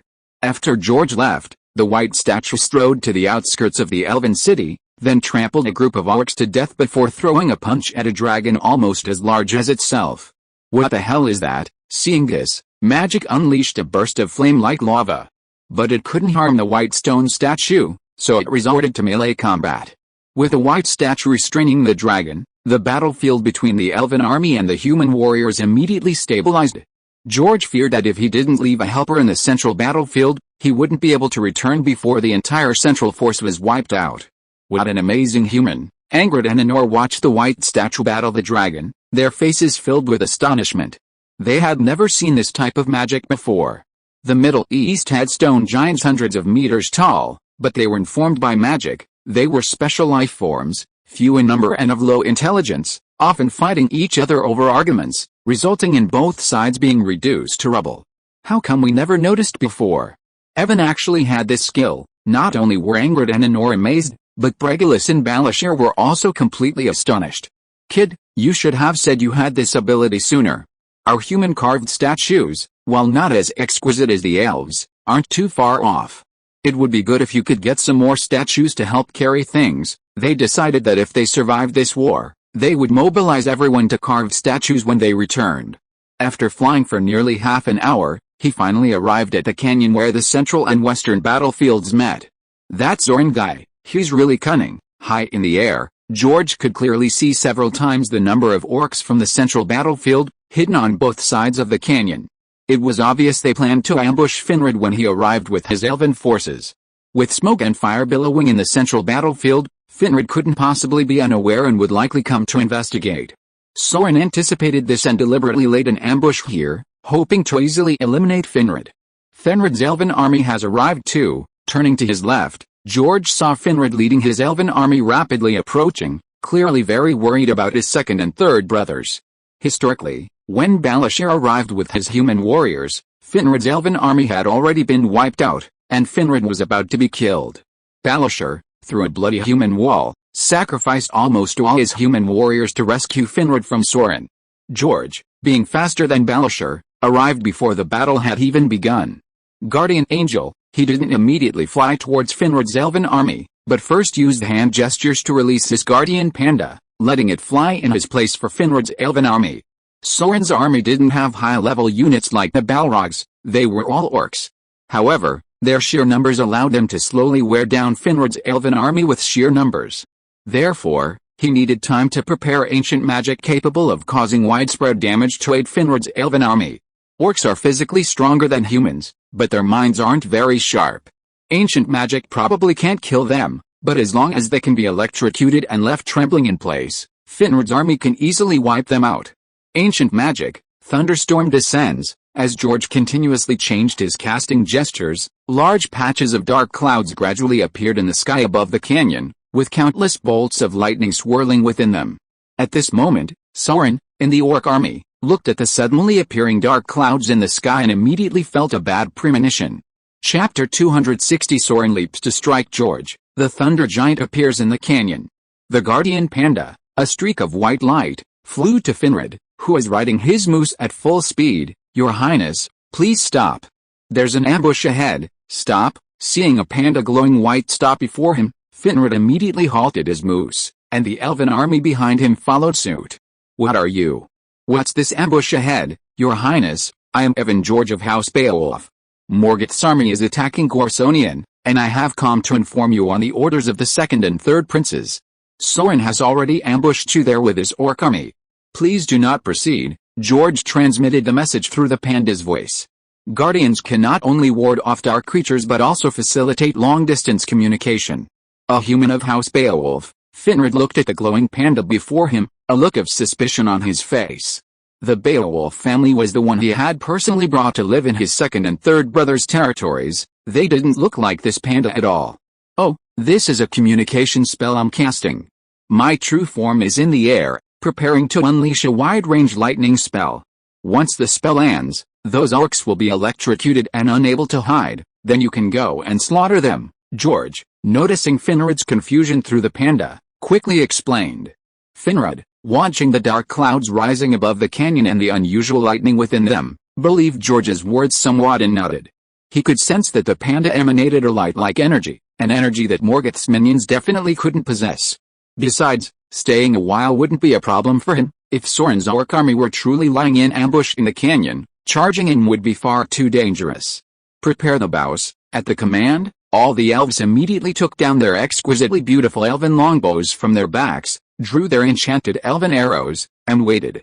Elves are natural archers, especially the light elves. Even the thick scales and hide of the dragon Glon wouldn't dare let the light elf army unleash a single volley. "Here they come." As the panda's voice faded, George's 6-minute-long ancient spell took shape, and countless bolts of lightning rained down on the orcs below. The orcs were so numerous, densely packed, that there was no need for deliberate aiming. AOW, with the falling lightning, the canyon echoed with the screams of countless orcs. Hearing the screams, Finrod knew George was telling the truth and immediately ordered, "Target the canyon, fire." All the elves swiftly drew their bows and unleashed the first volley of arrows. The second volley followed immediately, then the third. Drawing a bow and shooting an arrow is no simple task. It requires not only accuracy but also immense strength. In typical warfare, archers fire in shifts to allow for rest and prevent exhaustion. But these light elves were monstrous. They didn't need to take turns, they fired arrows one after another like machine guns. Before the first volley had even landed, the eighth volley was already flying. 2,000 elves unleashed 16,000 arrows in one go. No wonder Morgoth's massive orc army had been besieged by the light elves in Angband for centuries. After the war began, at least half of the orcs would die just trying to reach the elven army. Crucially, the light elves were also formidable in close combat. Those of Fëanor and Fingalpin's caliber could even hold their own against Morgoth for a few rounds. And killing a Balrog wouldn't be a problem. George even suspected that if Soren hadn't ambushed them, Finrod's elven army, even if they couldn't win, could have easily retreated to defend. As the arrows continued to fall, the screams of the orcs in the valley grew louder. The lightning strikes from George only paralyzed the orcs, not killing them, but the enchanted arrows of the light elves were deadly, piercing to the heart. Charge! Charge! Soren's dark power erupted, deflecting the lightning and arrows. He was furious, watching the large number of orcs fall. He had planned an ambush, but instead, he had been ambushed. If he didn't charge out of the lightning-covered area and engage the elven army in melee, the orc army would soon be slaughtered by the elves. The charge horn sounded, and a dense swarm of orcs surged out of the canyon to attack the elven army. Seeing the orcs emerge from the canyon, Finrod drew his elven longsword and rode his stag to lead the charge. The light elves behind him gracefully sheathed their longbows and drew their elven longswords in response. The two sides clashed, and a bloody, meat-grinding battle began. "Let's see who's behind this." Soren didn't join the battle, but instead waved his hand to his brow. Open your eye. A smaller version of the eye of Soren appeared between his brows. A mere human dares to interfere? He's courting death. Seeing that it was a human casting lightning magic in mid-air, Soren was instantly enraged. He drew his magic sword and flew directly towards George. Although humans were the second species created by Iluvatar, they were far too insignificant compared to elves. In his eyes, they were even less than orcs, mere ants. How could he not be furious that such ants had disrupted his plans? Is this Soren? He's different from the ones in the movies. George naturally noticed Soren charging towards him. At this time, Soren had not yet forged the One Ring, and his power was far less than at the peak of the Second Age, but his appearance remained the same. He looked even more handsome than the average elf, even surpassing the second and third princes he had seen before. Railgun. George didn't hold back, immediately firing a railgun. However, Soren, as one of the strongest magier, easily cleaved George's railgun in two with a swing of his magic sword. Not easy to deal with. After splitting the railgun, Soren didn't slow down, immediately rushing towards George. George didn't want to engage in close combat with such a terrifying being as Soren. One wrong move and he might be taken down in one go. Apparition. He instantly teleported to the ground, activating his electromagnetic force. Thunder Giant. Under the influence of the electromagnetic force, the sand, rocks, and metal on the ground rapidly transformed into a thunder giant tens of meters tall. Thunder infusion. The lightning in the dark clouds above no longer struck the orcs below who had already rushed out of attack range, but instead poured into the thunder giant's body. The thunder giant's body rapidly expanded from tens of meters to over 200 meters. Stomping a group of orcs to death, George controlled the thunder giant, raising its hand towards Soren in midair. Take my ultimate railgun. Chapter 261. Finrod is defeated by Soren, and the spell sword George makes his appearance. A bolt of lightning, thicker than a water tank, erupted from the thunder giant's hand, causing Soren's expression to change drastically. How could a mere human possess such powerful magic? This level of lightning attack was enough to damage his body. Even if Maya's body was destroyed, her soul wouldn't die, but rebuilding her body would require a great deal of time and energy. She wouldn't allow herself to be injured unless absolutely necessary. Of course, Maya, who had been transformed into a Balrog, could no longer restore her body. After death, her soul would return directly to the eternal void to receive punishment from Iluvatar. Human, you have angered me. Soren held his magic sword horizontally, unleashing a torrent of dark power that formed a massive black shield in front of him. Lightning and darkness collided, but ultimately, darkness prevailed, dissolving all the lightning. I didn't expect Soren to be so troublesome even at this stage. Seeing that his strongest ultimate electromagnetic cannon couldn't harm Soren, George was somewhat exasperated. If the ultimate electromagnetic cannon couldn't hurt Soren, the plasma electromagnetic cannon would probably be even less effective. In terms of power, the ultimate electromagnetic cannon, having absorbed ancient magic, is still stronger than the plasma electromagnetic cannon. However, the plasma electromagnetic cannon activates faster, without needing to spend 5 or 6 minutes casting ancient magic first. Soren is already this strong. I wonder how powerful Morgoth is. Soren is merely one of the strongest among the Maiar, far weaker than the weakest Valar, so he only dares to cause trouble when the gods are no longer paying attention to Middle-earth. Morgoth, on the other hand, is the strongest of the Valar, even stronger than Manwë-Sulaimu, the king of the gods, requiring all the Valar to work together to subdue him. Awu, seeing that George had created a 200-meter-tall thunder giant, Soren transformed into a wolf, its body rapidly expanding until it was almost the same size as George's thunder giant. Letting out a long howl, Soren pounced on George's thunder giant. I almost forgot, this guy is also the king of the wolves. George quickly controlled the thunder giant to defend against Soren's bite. Soren was only known as the Dark Lord, the king of Mordor, the lord of the Darklands, the ruler of the Darklands, the king of Barad-dûr, the king of the Black Tower, the master of darkness, the One Darkness, and the Hand of Darkness, after forging the One Ring. Before that, Soren was known as Morgoth's lieutenant and king of the wolves. This was because Soren possessed an island inhabited by numerous wolves and vampires, including the Maiar-level giant wolf Zygarluin and the vampire queen Saran-Vys, both of whom were his loyal subordinates. He himself also possessed the ability to transform into a giant wolf and a vampire. George's thunder giant primarily focused on unleashing its ultimate electromagnetic cannon, lacking strong melee capabilities, and was no match for Soren in his wolf form, quickly being beaten to pulp. Just then, Soren suddenly let out a scream and swiftly retreated, reverting to his human form. "Soren, your opponent is me." It turned out that Finrod, seeing George struggling in battle, had ridden his moose to help. Just now, it was he who had used his enchanted elven longsword, imbued with the power of light, to wound Soren's wolf leg. "Finrod," a flicker of fear flashed in Soren's eyes. While the elven prince Finrod's strength wasn't as great as his, the difference wasn't particularly large. If he wasn't careful, he might be defeated. Seeing Finrod come to help, George also dispersed the Thunder Giant and came to Finrod's side. The Thunder Giant, constantly maintaining its peak state, was a huge pressure for him. In that state, he had no energy to spare for other spells. Since lightning magic wasn't very effective against Soren, he wanted to consider trying other types of magic. Now that Finrod was in front, he could try more and find the spell that would be most damaging to Soren. With so many spells in the magical world, he didn't believe he couldn't find a way to counter Soren.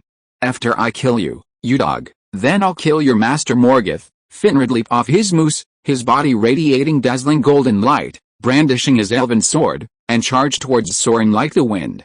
Riding a moose in battle against other orcs would increase his killing efficiency, but against someone of Soren's caliber, the moose would be a hindrance.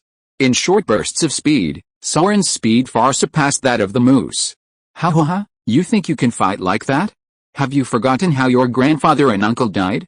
Let me send you to see Mandus first, and then send your brother and sister to join you." Soren showed no fear of Finrod's attack. If he hadn't been distracted by the human, he wouldn't have been ambushed and had his leg slashed by Finrod. However, that injury was nothing to him, it had already fully healed by now. "They're too fast. I can't really get a grip on them." Watching Soren and Finrod clash in a battle of black and gold light, George frowned. Their speed was too great, he couldn't aim his magic at all. Moreover, he didn't have a suitable wand, and he couldn't cast high-level spells instantly. "A wand, that's right, maybe I can try an elven weapon." Suddenly, George's eyes lit up, and he quickly found an elven sword engraved with runes on the corpse of an elven warrior on the surrounding battlefield. It really will work. The moment he held the elven sword, he knew it could replace a wand for casting spells. Although the effect certainly wouldn't be as good as ones from Fairy Tale or the Marvel world, it felt better than ones from the Harry Potter world. Before leaving Middle-earth, the Noldor elves studied under Ollie, the god of blacksmithing, and were extremely skilled at crafting various magical weapons and items. The Silmarils, crafted by the most talented Prince Foreigner, were so impressive that even the gods marveled at them, and Morgoth was so obsessed that he stole them and set them in his crown. The power of the Light Elves, besides being nourished by the two trees, was also inseparable from their magical armor and weapons. "Then let me be a swordsman for a while." Looking at the elven longsword in his hand, George's eyes lit up, and he had an idea. He channeled all his electricity into his physical body, transforming into a bolt of lightning to join the battle between Soren and Finrod. Finrod was now completely outmatched, his exquisite magical armor cracked in several places, while Soren seemed to be handling the situation with ease. "Take this, divine sharpness." George circled behind, slashing at Soren's neck while simultaneously casting the divine sharpness spell. "Speed is good, but swordsmanship is poor." Soren sneered at George's sneak attack. Compared to Finrod's exquisite elven swordsmanship, George, though his sneak attack was fast, lacked skill. His strike was riddled with openings. Soren didn't even bother to defend, simply taking a step back to dodge. Update time changed to 6 p.m. daily. Chapter 262 Sword and Magic show their power. What? Even though Soren had taken a step back to dodge the attack, a bloody gash suddenly appeared on his neck, causing his eyes to widen in shock. Crucially, this wasn't an ordinary wound. Normally, such a wound would heal in seconds, but now it wasn't healing and was still bleeding profusely. An attack imbued with cursed power? You think this will work on this Demon King? As a learned manier, Soren quickly realized that what he had just witnessed wasn't an ordinary physical attack, but a special magical attack with a cursed effect. However, he was an expert in this area. He reached up and touched his neck, and powerful dark energy directly absorbed the curse, healing the wound. This guy, his skin is really thick. George's face was also somewhat grave. His full-force divine sharpness curse had truly struck Soren's neck. In terms of power, it could have cleaved even a rock in two, Yet it had only created a small gash on Soren's neck, and the accompanying unhealable, continuously bleeding curse had been broken. It can only be said that even a lesser god is still a god, incomparable to ordinary mortals. Therefore, he didn't continue attacking, but instead circled around to Finrod, who was catching his breath and recovering. In the previous battle, Finrod had been at a disadvantage, his elven armor cracked in several places, and he had several wounds from the demonic sword. If George hadn't successfully launched his sneak attack, he probably wouldn't have lasted much longer. Heal as before, a healing spell was activated, and Finrod's wounds immediately began to heal at a visible speed. Repair as before, immediately afterwards, a repair spell was activated, and the cracked elven armor was also restored to its original state. From the previous attack, it was clear that with his current magical level, killing Soren was basically hopeless. It would be difficult to inflict a fatal wound. But just because he couldn't do it didn't mean Finrod couldn't. So, as long as Finrod was properly supported, repelling Soren was definitely not a problem, and there might even be a chance to break through his physical body. Thank you. If it weren't for your timely message, we would have been wiped out. Seeing his injuries and armor repaired, Finrod was quite shocked. He hadn't expected that the humans, who had been barely clothed, were now more skilled in magic than he was. He also sincerely thanked George. Given the number of orcs just now, and with Soren personally leading the ambush, if they had rashly entered the canyon and been surrounded, most likely none would have escaped. Unlike now, thanks to the advantage of their bows and arrows and their preparedness, the battle was already subtly gaining the upper hand. Your Highness, this is what we humans should do. The most important thing now is to defeat Soren. George nodded, then pointed his sword at Soren. The light of the two sacred trees emanated from Finrod once more as he raised his elven longsword. Leave it to me. Today I will definitely cut off his head. With that, he transformed into golden light and charged towards Soren. Facing the charging Finrod, the relaxed expression on Soren's face was gone. I was just playing around, but now it seems I need to get serious. The human opposite him possessed a wide range of magic, and the orc army was already at a disadvantage in their battle against the light elves. If he couldn't quickly defeat Finrod and that human, they would lose this battle. So, he unleashed all the dark power within him. Divine Shield, a flash of lightning illuminated George's body as he followed closely behind Finrod, seizing the opportunity to strike again while Finrod and Soren were locked in combat. However, this time Soren was more astute. He didn't dodge but instead swung his magic sword, dispelling the invisible Divine Shield spell and blocking George's attack.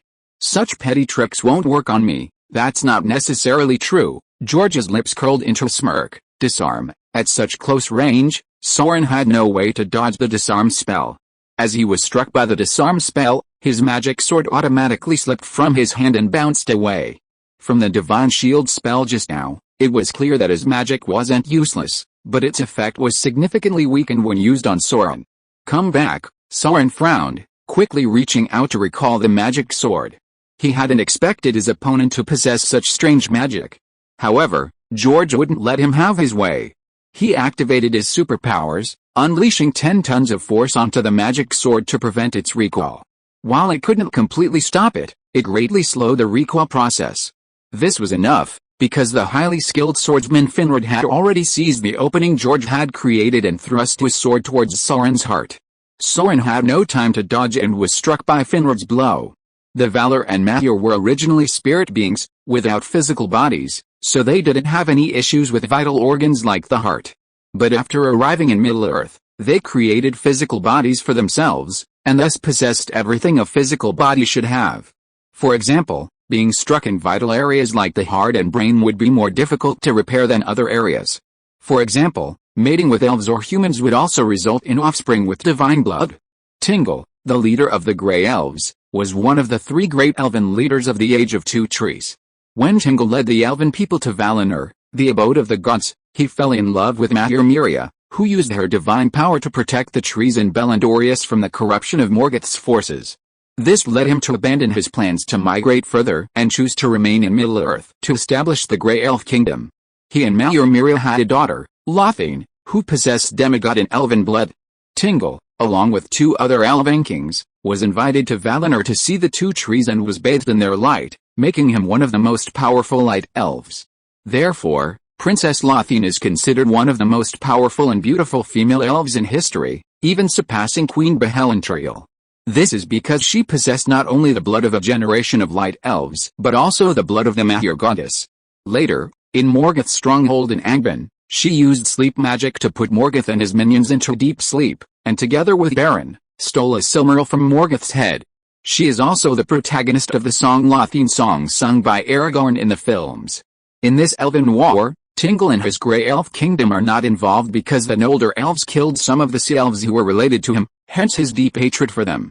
The Grey Elf kingdom is protected by the goddess Marian's barrier, which even Morgoth's power cannot penetrate. So he naturally has no intention of helping the Noldor. In short, Sauron's heart was pierced, and his body suffered considerable damage. His dark magic surged uncontrollably, forcing George and Finrod to retreat and avoid the eruption of dark power. Chapter 263 Sauron's defeat in the canyon. I'll remember you, human. Sauron glared venomously at George, then ordered a full retreat. But George wasn't about to let Sauron escape. He wanted to strike while the iron was hot. If he couldn't kill Sauron today, it wouldn't be so easy next time. Your Highness, we can't let him escape. Kill. Finrod thought the same as George. Before George could even finish speaking, Finrod had already charged forward again with his sword. You're courting death. Seeing Finrod and George charging again, Sauron gritted his teeth, temporarily abandoning the need to repair his fatal heart wound. He unleashed most of his dark divine power, pressing down on George and Finrod like a dark cloud. The powerful dark force instantly pinned George and Finrod to the spot. The light of the sacred tree shines upon the elves. My holy sword will surely sever your head, for the glory of the entire elven race. Finrod chanted the incantation, his golden light growing ever stronger, and he began to walk towards Sauron, seemingly defying the dark power. George wasn't idle either. A golden magic circle lit up in front of him. Light magic, domain of light, intense holy light erupted from his body, expelling the dark power. However, unlike Finrod, he didn't continue forward. Instead, after and during the suppression of the dark power, he used apparition to disappear from his original spot. When he reappeared, he was already some distance behind Sauron. Apparition isn't foolproof. Against a strong opponent, instantly appearing in front of them for a surprise attack could easily result in being killed the moment he appeared. Therefore, for safety's sake, it's best to maintain a safe distance. His goal was to first break free from the suppression of the dark power. Flying, reaching out, he summoned another elven longsword. George flashed behind Sauron, his left hand unleashing a simple, powerful strike, aiming straight for the back of Sauron's head. Sauron reacted just as quickly, continuing to suppress Finrod with his dark power while raising his hand to block the attack with his magic sword. George, in turn, thrust his right longsword at Sauron. Clang, the longsword was blocked by Sauron's demon armor, failing to pierce through. Without the blessing of the sacred tree, and with his ordinary elven sword not as powerful as Finrod's holy elven sword, he couldn't pierce Sauron's armor like Finrod had. But it didn't matter, he hadn't intended to pierce the armor anyway. Avada Kedavra, the ghastly green killing curse struck Sauron's body precisely, close to his skin. The direct hit to the soul caused Sauron's body to stiffen instantly, and the powerful dark energy suppression vanished. He didn't expect the killing curse to kill Sauron, who was proficient in dark power, but as long as it interrupted Sauron's dark suppression for even a second, his goal was achieved. Because that 1 second was enough for Finrod to reach Sauron. Damn it, Sauron realized he'd been tricked. He immediately released his left hand, which had been clutching his heart, grabbed the elven sword George had placed against his armor, and unleashed scorching demonic fire, melting the elven sword instantly. Then, facing Finrod who was aiming straight for his head, he was about to unleash his dark energy again to blast him away. Although doing so would worsen his physical injuries, now was not the time to worry about that. Otherwise, once his body was destroyed, it would take decades to rebuild it. Light magic, light explosion. Unfortunately, his casting was interrupted by George again. After the elven sword in George's right hand melted, a golden magic circle lit up behind him once more. A pillar of holy light as thick as a bucket struck Sauron's body, causing him to freeze again. The holy light magic he learned from fairy tale was very similar to the power inherited from the sacred tree by the elves, both of which could counter the dark power used by Morgoth and his army. I need to become the guild master soon and learn fairy law. If he had cast the light-based super magic fairy law instead of light explosion, it wouldn't just have resulted in a frozen body, it might have directly destroyed Sauron's physical body. He still remembered the light magic circle that covered the entire town. Sizzle, blood flew up, and Soren's entire right arm, holding the magic sword, was severed. One of the most powerful Maiar, his strength was still formidable. At the last moment, he unleashed all his power, managing to avoid a fatal blow to the neck, though his right arm, wielding the demon sword, was severed. However, judging from his pale face and weakened state, he must have paid a heavy price. Light magic, light array, having finally achieved this, George wasn't about to let it go, immediately unleashing another attack of holy light magic. Fearing Soren might dodge, he used a light array, which was relatively weaker but more densely packed. His battle plan remained the same, not to kill, but to limit Soren to the greatest extent possible, allowing the more powerful Finrod to deal the damage. Finrod didn't disappoint. The 1,000-year-old Finrod, after severing Soren's right arm, lunged forward, intending to finish off the demon lord after George's magic struck. But then, an unexpected event occurred. A giant wolf leaped out from behind Soren, blocking George's light array magic with its body. Meanwhile, another female vampire with bat wings and an alluring, bewitching appearance, wielding two bone swords, blocked Finrod's path. These were Soren's two most loyal henchmen, the giant wolf Zhagrain, also a Maiar in disguise, and the vampire queen Syrinvisi, who had arrived to his rescue. Having received Soren's order for a full retreat, they had already led the orc army towards Angbin. Zhagrain, cover the rear. After a few rounds of fighting with Finrod, Syrinvisi transformed into a cloud of blood mist, enveloping the heavily wounded Soren, and flew into the retreating orc army, disappearing from sight. Zhagrain, however, transformed into a 100-meter-long giant wolf, blocking George and Finrod's path.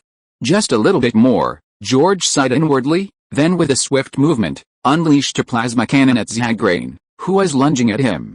The plasma cannon traveled from Zhagrain's mouth to his throat and then to his stomach, instantly striking him and causing him to howl in pain as he collapsed to the ground. Finrod stepped forward and beheaded the wolf with a single stroke.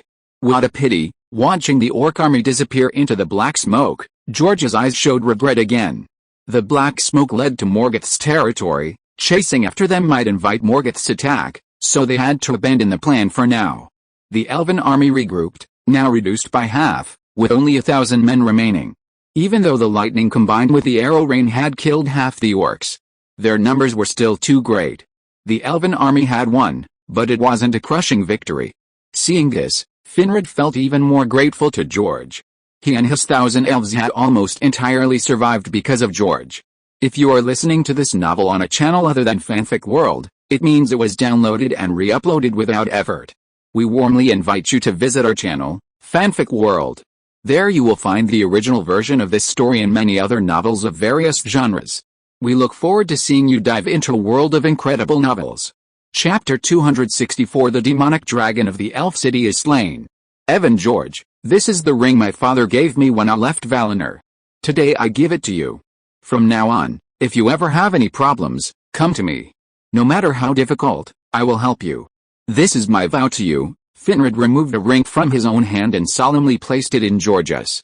The ring was shaped like two intertwined snakes with emerald eyes, their heads meeting, one above the other, supporting a golden crown, the emblem of the Finarfin family. It suits me quite well, being from Slytherin. It seems there will be no more Barathel ring, only George's ring. George didn't refuse, accepting the ring and putting it on. Indeed, it's not an ordinary ring. The moment the ring touched his finger, George knew it wasn't just an ordinary ring, but a magical ring, imbued with some of the power of the sacred tree, and could also be used as a wand substitute. Its effect should be much better than an elven longsword. And he completely believed the vow Finrod made with a ring.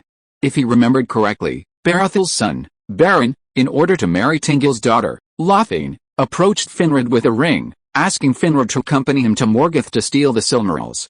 Knowing it was certain death, the noble Finrod, with 10 elves, abdicated his throne and went with Baron to Angbin, only to be killed by Sauron on the way. The second and third princes probably won't hold out much longer. We need to hurry back to support them, George said to Finrod, accepting the ring and picking up Sauron's cursed sword. The elven stone giants he created with his shape-shifting spell were, after all, just stone and no match for dragons. They probably wouldn't last long. So, if they were too slow to return, the central defenses might be breached. Body, take a small group to Hislam to inform the High King of the situation here. and have him quickly send troops to garrison this valley. Ideally, have Fingon bring reinforcements to the center. The rest of you, continue with me to Gorsonian. Finrod nodded and quickly issued the orders. Fingon was his cousin, and the most powerful elf of their generation. He felt that if Fingon were to fight Soren one-on-one, he would most likely not lose. Soren's western army had already been decimated, and they probably didn't need to do much defense anymore. Just leaving a few men on this side of the valley to block the battle line would suffice. The most important thing now was to gather all the troops to support the central and western regions, and not let Morgoth's army break through the three-pronged encirclement defenses that had been maintained. There's no time, Your Highness. I know special magic. I'll take you there first. It took him half an hour to fly here, and even if the elves rode at full speed, it would still take them an hour and a half. So, to be on the safe side, he would take the strongest of them, Finrod, and use apparition several times to quickly return to the elven city to assist in the defense. Alright, then let's set off. Finrod naturally had no objection to this. He was also very worried about the safety of his two younger brothers. So, after giving a few more instructions to his subordinates, he and George disappeared from where they were. After several apparitions, they arrived above the elven city of Gorsonian. The elven city was now engulfed in flames. Compared to when George left, the number of light elves was less than a third, and the human warriors numbered less than 200. The elven statue made of white stone had been shattered, and the brothers Angrid and Anor were locked in fierce combat with a dragon. Bregalis and Balashar, leading human warriors and the remaining elves, were desperately defending the city walls, which were now less than half intact, against the attacks of the Balrog and Orc armies. Kill the dragon first. The dragon is the commander of the central army. If the dragon dies, the army will definitely retreat. George, leading Finrod, charged directly at the dragon. Soren had escaped, but they couldn't let the dragon escape. He was hoping to use the dragon's body to create dragon crystals for this world and perhaps become a dragon-slaying mage.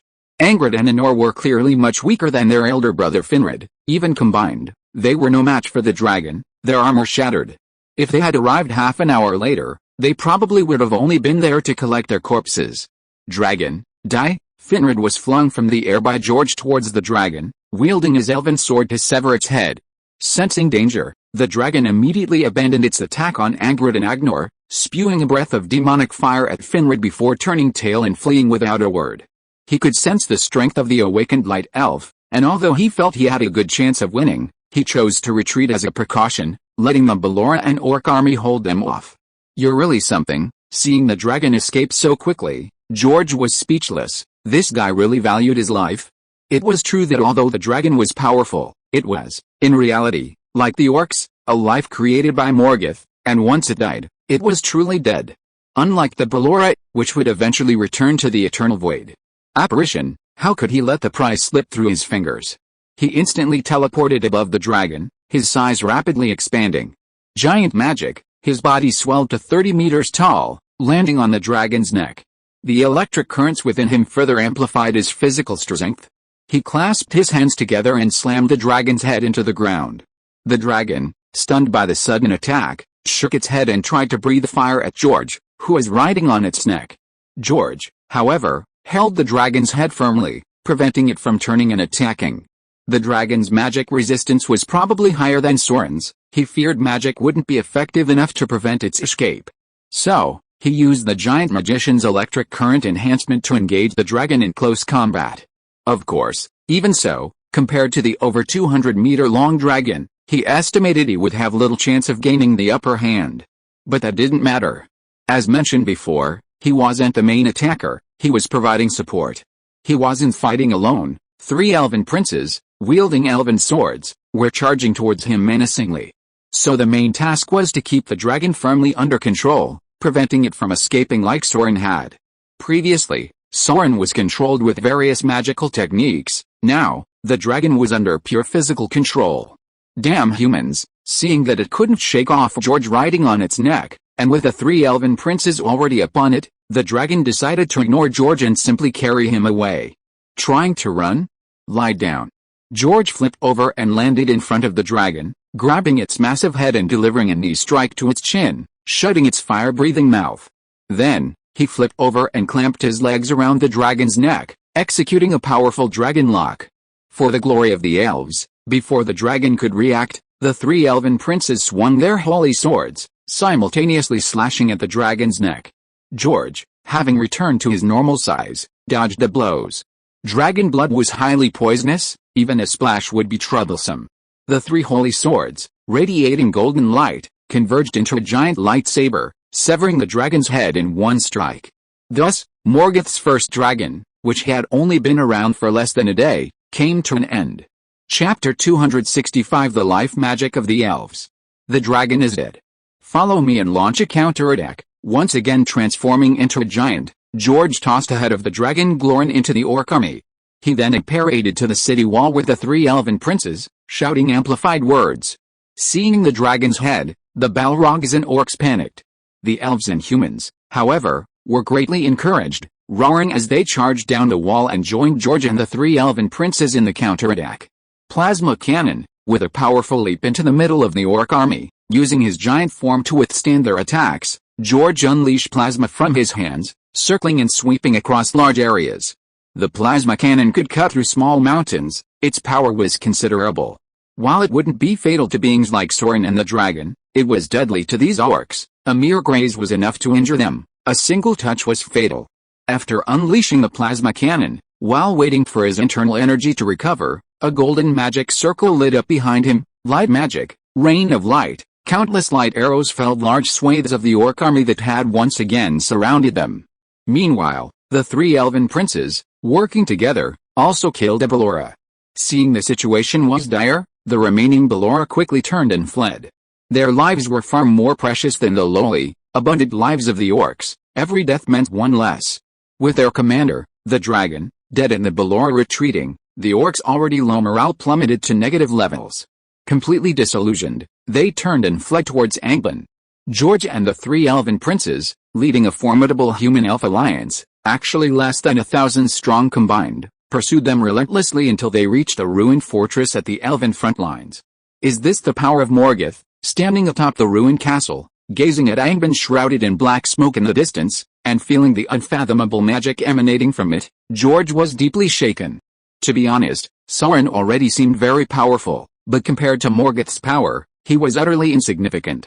No wonder he was able to seduce so many Magyar into corruption at the beginning of creation. Crucially, Morgoth's power at this time was far less than before creation. To corrupt the world, he had poured most of his power into it. One could imagine how powerful the gods of Valinor must have been. It's a pity that these fortresses, originally built for defense, are now all unusable. The three princes looked at the ruined fortresses and the charred corpses of the light elves on the ground, their faces showing sorrow. The scene of them defeating Morgoth's army and building these fortresses here was still vivid in their minds. Your Highnesses, now is not the time for sorrow. We must inform the elven race in the east as soon as possible, George reminded them, regaining his composure. After an elf dies, their soul goes to the Temple of Mandus, where they will have a chance to meet again. The shattered castle is even simpler. He can use a restoration spell to help repair it. The most important thing now is to see if they can hold on to the eastern battlefield. Agron Pass has been breached, the eastern battlefield has fallen. Except for the fortress led by Mazlis, the rest have retreated south. The Balrog's army has entered the heart of the continent, the second and third princes said, shaking their heads. It wasn't that they were unwilling to help, although they did harbor resentment towards their seven cousins for what they had done. They were, after all, connected by blood and shared a common enemy. However, before the attack on the central region, they had received an urgent message from Mazlis in the east. The eastern battlefield was the first of the three battlefields to be attacked, followed by the central region, and finally the western region. Unfortunately, the message from the eastern battlefield arrived too late. Before the two princes could prepare, the fortress at the forefront was attacked and breached by the dragon army, which marched all the way to the elven city. It's not bad, at least two lines of defense were held, preventing a complete collapse. Hearing the explanations from the second and third princes, George paused for a moment, then understood. Some things are hard to perfect, and even if the eastern defenses hadn't been breached, it would be difficult to send reinforcements from here. The three princes and their respective elite troops had just experienced a brutal battle and weren't in perfect condition. Their mental and physical strength were nearing their limits, and they wouldn't recover without several days of rest. Although his magic was unlimited, he had also used his superpowers to the limit, repeatedly stimulating his body with electricity, leaving him exhausted. Restored to its original state, arriving at the ruined fortress, after the elven warriors carried out and buried the charred corpses, George cast a restoration spell on the castle. The orc army had been driven back to Angbin, but there was no guarantee Morgoth wouldn't allow them to return. Therefore, repairing the fortress and leaving soldiers to guard it was essential. Under George's restoration spell, the ruins seemed to reverse time, completely restored to their pre-destruction state. This scene once again shocked the humans and elves present. However, the elves then gave George a small but significant surprise. George used the restoration spell to repair the magic, while the light elves chanted incantations, placing their hands on the ground to bring back life to the trees and flowers destroyed by the demonic fire. They even planted seeds in the ground, magically causing various fruit trees to quickly sprout, from which they harvested the fruit for consumption. This is life magic. Only then did he understand why the elven cities were so beautiful, surrounded by various flowers and trees, and never needed to engage in farming like humans. They were always so elegant and prosperous. It seems the elves know more magic than I imagined, but they don't have many spells directly used for attack, or perhaps their offensive spells aren't as lethal as their direct archery and swordplay. At this moment, George was filled with anticipation for the elves' magic. To be honest, this type of life magic wasn't actually in the magic system he was currently learning. The eastern defense line had fallen, so be it. As long as the elves maintained an overall advantage and could temporarily stabilize the situation, allowing him to quietly study magic for a while, that was fine. Leaving most of the elves and humans to garrison and rest at the front-line castle, George, Brigoras, Balashar, and the three princes led a small group back to the elven city. Meanwhile, the eldest prince's troops had already arrived at full speed from the canyon. The three princes began redeploying defenses, while Brigoras and Balashir returned to the human towns and relocated all the humans to the elven city. George, meanwhile, went to the dragon's corpse. Chapter 266 Refining and Fusion Dragon Crystals. George pressed the dragon's head back onto the dragon's body and began drawing a magic circle around the massive dragon to refine dragon crystals.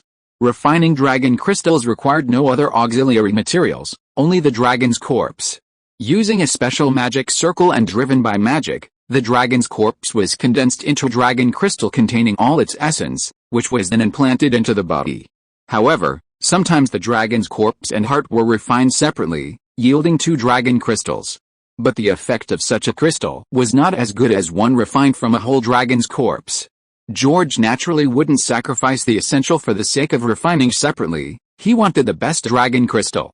Let's begin. Having drawn a magic circle around the dragon's corpse, George placed his hands on it and began frantically pouring magic power into it. Under the influence of the magic power, the magic circle shone brightly, enveloping the dragon's corpse. Then, under the influence of the light, the dragon's corpse began to slowly shrink and be refined. About an hour later, the entire magic circle exploded, revealing a red dragon crystal less than the size of a palm on the ground. Picking up the dragon crystal, George could clearly feel the rich fire magic within it. It's done. A smile appeared on his face. Without wasting time, he chanted the spell to fuse with a dragon crystal and gently placed it over his heart. A sharp pain erupted in his heart, and the dragon crystal, like water, gradually merged into his body, combining with his heart and releasing the power of the dragon into his own magic. The moment the dragon crystal was completely absorbed, George felt his body rapidly transform, his physique greatly enhanced.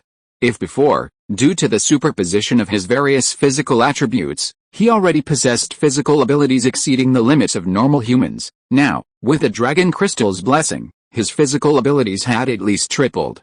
The main improvement was in defense. Previously, his physical defense was decent, ordinary bullets would at most cause a scratch and some bleeding, but his magical defense was almost zero. This meant that without magical defense, being hit by magic was no different from being hit by an ordinary person or wizard. The magical effects wouldn't be negated. At most, his powerful magic and magical skill would have allowed him to break through the defenses himself. But now it's different. The fusion with the dragon crystal has given him a portion of a dragon's physique and inherited some of its physical and magical resistance. Even without magical defense, ordinary physical and magical attacks will be ineffective against him, or at least significantly weakened. Putting aside other aspects, The enhancement of his physique and defense alone is worth it. No wonder he's Morgoth's first ancestral dragon. He stretched his body, opened his mouth, and a mouthful of black magical fire instantly spewed out, as naturally as spitting, requiring no incantation or casting. This feels great. After spewing for a while, George looked at the scorched earth around him and nodded in satisfaction. He was now like a humanoid dragon, able to freely spew black magical fire like the dragon Glorlin, only not as much. But that didn't matter. It was normal for this method of spewing magical fire to be less powerful. After all, he was human, not a dragon. To enhance his magical fire, he could learn from fairy tales normal dragon slayer mages and develop corresponding magic. This saved him a lot of trouble. Since it was still fire, he could directly use the techniques Natsu had developed. Actually, breathing fire from the mouth had some advantages over using magic. It was faster, more accurate, and more unexpected, making it easier to launch a surprise attack. It was like throwing a needle with your hand. The enemy could easily dodge it, but if you suddenly shot a needle from your mouth during close combat, the enemy would likely not be able to dodge it. In future battles, if he was caught in close combat, suddenly breathing fire on his opponent wouldn't be much less effective. Next comes the most important part of becoming a Dragon Slayer mage. George released a bit of fiery blaze and then inhaled it forcefully. The biggest advantage of Dragon Slayer mages compared to normal fire mages was their ability to absorb any type of fire, making their own fire stronger. They were basically invincible within their own element, unless the difference in strength was too great. Why isn't it reacting? After several attempts, George discovered he couldn't consume fiend fire to enhance himself like Natsu. At first, he thought it was because his magic wasn't working properly, so he even got a torch from an elven soldier, but it still didn't work.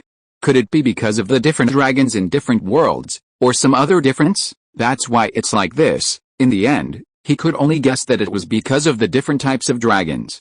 The Graw dragon, unlike the dragons in the fairy tale world, could absorb energy of the corresponding attribute, so naturally, he couldn't do it either. However, this wasn't entirely without its advantages. At least he didn't experience the motion sickness that only fairy tale dragon slayer mages suffer from. Looks like I still need to find a way to get genuine dragon crystals in the fairy tale world. An orange grown south of the Wire River is an orange, but grown north of it is a brighter orange. Different cities have different growing environments, and the differences are so significant, let alone different dragon species in different worlds. It's understandable that the dragon crystals refined from them would have different effects. In any case, it was still a gain. The benefits of his significantly enhanced physique extend beyond improved survivability. His melee attacks will also be greatly enhanced after using giant magic and electrical stimulation. He can now grow to 30 meters tall, not as tall as the chairman, who can grow to over 100 meters, but due to his strong base physique and the amplification from electrical stimulation, his actual strength may already surpass that of the chairman at over 100 meters. Similarly, his Marvel main body and his clones in other worlds have also received simultaneous enhancements. So, while there are some minor regrets, they don't outweigh the overall advantages. Oh, and one last point, his control over fire magic has greatly improved. The Fiend Fire spell, a dark magic that loses control and burns everything when activated at its maximum, is now completely under his control. If a war with Morgoth really breaks out and they need to attack Angband, he plans to unleash several massive Fiend Fire spells in front of Angband every day to burn Morgoth's orc army to death. Then, everyone can just gang up on Morgoth and the Balrog. Having finished dealing with the Dragonglass, George returned to the Elven City. In just a short while, the Light Elves had used life magic to restore the burned flowers, trees, and shrubs in the city to their former state. Chapter 267 Roundtable Conference. George walked the streets of the Elven City, and every elf he encountered stopped and bowed to him. The Light Elves of the city were either from the Battle of the Canyon or the Elven defense of the city. They had all witnessed George's contributions to the war and knew that without him, they might have perished. Therefore, they were deeply grateful and respectful to him. George was also the only human in this era to command such a bow from elves. Even among elves, only princes received such treatment. After walking for a while, he arrived at the Elven City's council hall. While he was refining dragon crystals, an elf had come to inform him that the three princes invited him to the council hall. Sorry I'm late. George entered the hall and glanced around, noticing that besides the three princes, Bregulas, and Balashar, There was another elf he didn't recognize. This elf was taller than the three princes, and George could sense that the energy contained within him might exceed the combined energy of the three princes. It's not too late, we haven't even started yet. George, let me introduce you, this is my cousin Fingal, Prince Finrod introduced him to George. The valiant Fingal, the next High King of the Elves. George immediately recognized the elf before him. He was a figure of great renown in elven history. Fëanor's family, who had burned their ships and abandoned their two brothers, led their people to seek revenge against Morgoth, only to be killed. Their eldest son, Mesroth, inherited the High Kingship of the Noldor. However, not long after, he was tricked by Morgoth into promising to exchange the Silmarils for them, and was captured by Morgoth, where he was tortured for 30 sun years by being hung on a cliff in Sangorodium. His 6 brothers, fearing Morgoth's power, dared not rescue him. The Fingal and Finrod groups of elves, still harboring resentment over Fëanor's burning of their ships, were unwilling to intervene. However, Fingal's eldest son, Fingal, had a very close relationship with Mazroth back in Valinor, so he went alone to Angband and rescued Mazroth. To express his gratitude, Mazroth, against the wishes of his 6 brothers, abdicated the throne of High King of the Noldor to Fingal's father, Fingal. Later, after Fingal was killed in a duel with Morgoth, Fingal inherited the throne of High King. As High King, he united all the elves and men, repeatedly repelling Morgoth's armies, before finally being surrounded and killed by the Balrog King and his large contingent of Balrogs and orcs, dying from exhaustion. This is Evan George, whom I just mentioned. If it weren't for his help, our branch of the elves would probably only have Galadriel left. After introducing Fingal, Finrod introduced George to Finrod, his tone full of gratitude. Fingal looked at George, his eyes also filled with admiration and gratitude. George, thank you for your help to Noldor elves. We Noldor elves will forever remember this kindness. Years ago, their uncle Fëanor burned their ships, and their father, Fingalpin, led them and their cousins across the deadly glaciers of the northwest, enduring countless hardships to reach Middle-earth. Therefore, the two branches of the family had an exceptionally close relationship, almost like siblings. After all, they shared the same grandparents, while Fëanor's side only had one grandfather, not a grandmother. Fëanor and his 2 brothers were half-siblings. Fëanor's mother died shortly after his birth. George saved Fëanor's branch as if saving his own brothers, and also helped defend the central front, preventing Morgoth's army from launching a pincer attack on the west. This was a great favor to the entire elven race. George, naturally, responded with the same humility as before, without immediately using this favor to try and obtain elven magic. He already had a better plan. After some pleasantries, everyone sat down at the round table to discuss the upcoming situation. George listened without offering any commentary. He wasn't a military strategist. His knowledge of historical events had given the elves an advantage in previous wars. Now, his intervention had altered the course of history, rendering his experience useless. After about 2 hours, they reached a general consensus. First, they didn't intend to concentrate their forces to support the east. The eastern defenses had completely collapsed. Morgoth's army had entered the central continent, the 6 princes had retreated south, and the eldest prince could only hold his castle. Concentrating their forces there would be pointless. If the defenses hadn't collapsed, they could have gone to support them and repel the enemy, allowing the 7 sons of Fëanor to continue defending. Going there now would only expose them to attacks from both the dark armies of Angband and Middle-earth. Crucially, if Morgoth were to launch another large-scale attack on the west and central regions while they were supporting the east, things would be even worse. Second, they planned to reinforce the defenses of the central and western regions to prevent Morgoth from launching a second offensive. Finrod will return to mobilize all the elves to help defend his brother's elven cities. Briar and Barathel also intend to seek out scattered humans to live in the elven cities.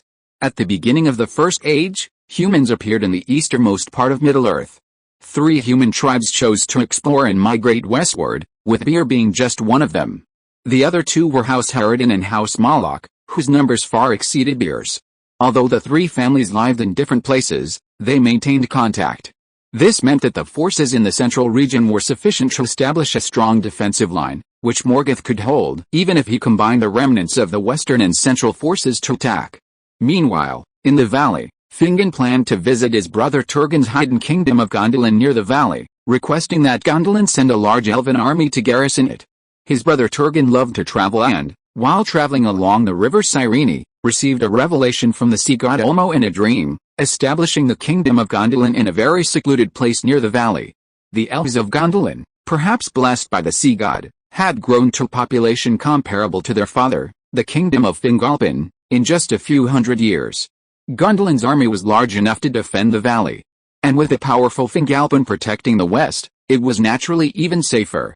Finally, regarding the Balrog's army, which had invaded the heart of Middle-earth and was wreaking havoc, Finrod said he would personally go to the Grey Elf Kingdom to ask Tingle to wipe them out. As for why Finrod could persuade Tingle, it was because their branch was actually related to him. Chapter 268 Hogwarts School in Middle-earth. When the elves migrated west, Tingle fell in love with Mahir, the guardian of the forest, and chose to remain in Middle-earth, establishing the Grey Elf Kingdom. His brother, King Owen of Akor Longdi, took on the responsibility of migrating west, leading most of his people to Valinor, where they became the Sea Elves, residing on the shores of Valinor. Therefore, the Grey Elves and the Sea Elves were essentially one family, their High Kings being brothers. Furthermore, the third prince of the Noldor Elves married the eldest princess of the Sea Elves, and they had several children, including Finrod. Thus, the mother of Finrod, Angred, Agnor, and Galadriel was Tingle's niece, making their relationship quite close. Therefore, when the Noldor Elves returned to Middle-earth, Tingle was overjoyed, hosting a grand banquet in the Grey Elf Kingdom and inviting all Noldor to attend, especially Finrod and the other elves with blood ties to him. Later, upon learning that Fëanor had killed her brother and slaughtered most of the Sea Elves, Galadriel was enraged, banishing them all from the Grey Elf Kingdom and declaring she would never avenge Fëanor or reclaim the Silmarils. However, she remained very friendly towards the Finnis and Finrod siblings, who hadn't participated in the massacre. Galadriel spent most of her time in the Grey Elf Kingdom, learning knowledge and magic from Mahir and Miriam, increasing her wisdom. Now that the eastern defenses had been breached and the Balrog army had entered the heart of the continent, this was no longer just about Fëanor's revenge, but about the lives of all living beings on the continent. Finrod believed that Ting would send troops to help restrain the Balrog army. "I have another suggestion." Just as the meeting was drawing to a close, George suddenly spoke up. Hearing George speak, everyone's attention turned to him. Morgoth is constantly using his power to create new creatures.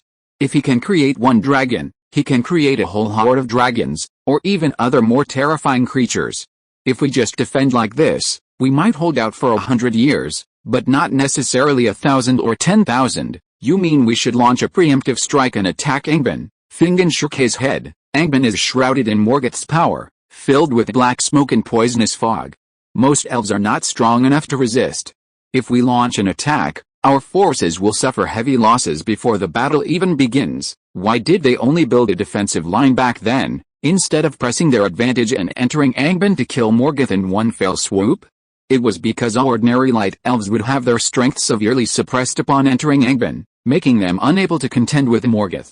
Just like those orcs who left Angbin and were exposed to sunlight and moonlight, their strength would be suppressed, or they might even die.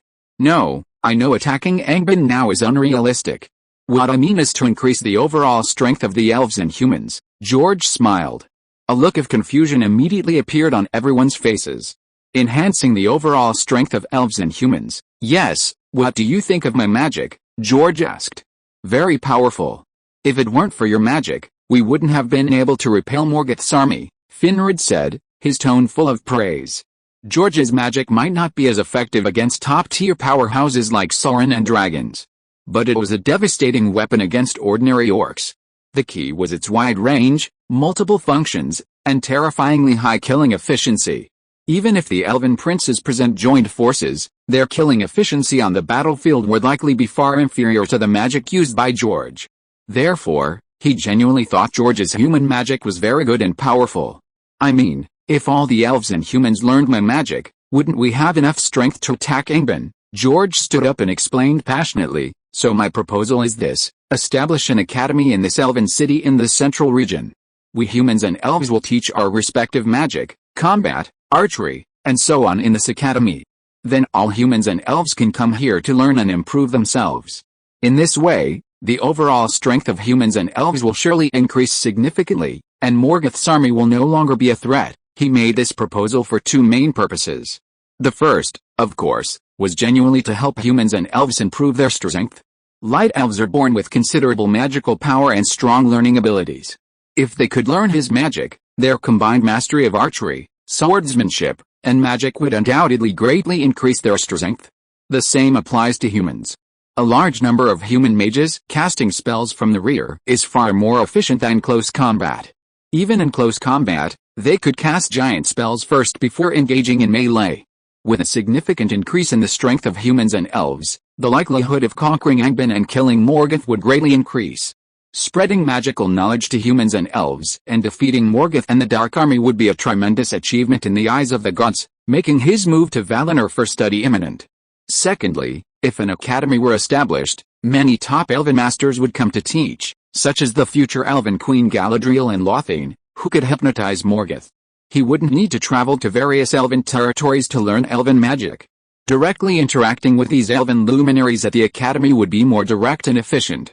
Listening to George's eloquent description of the benefits of establishing an academy and its future prospects, the elven princes seemed to envision a bright future where countless elves and humans would conjure countless arrows of light to instantly kill orcs, and transform into giants to blast Angbin to the ground. George naturally didn't understand military strategy or troop deployment. He wasn't a military strategist in his previous life. However, he had some experience in making grand promises. After all, in his previous life, he was constantly bombarded with empty promises from his boss at work. Back in the Harry Potter world, he'd given Voldemort, the protagonist in the diary, plenty of empty promises. The elves and humans of this era were still quite naive. George's promises immediately won them over. They almost simultaneously raised their hands in favor of George's suggestion and clamored to get things started as quickly as possible. Elves and humans weren't stupid. In fact, they were quite intelligent. However, high intelligence didn't mean they weren't easily fooled. Later, they were thoroughly tricked by Sauron with a ring. Of course, what George said wasn't exactly deception. If done properly, it might actually turn out the way they imagined. George, since this is your suggestion, you can name the school, Finrod said excitedly to George. George thought for a moment, then let's call it Hogwarts School of Middle-earth.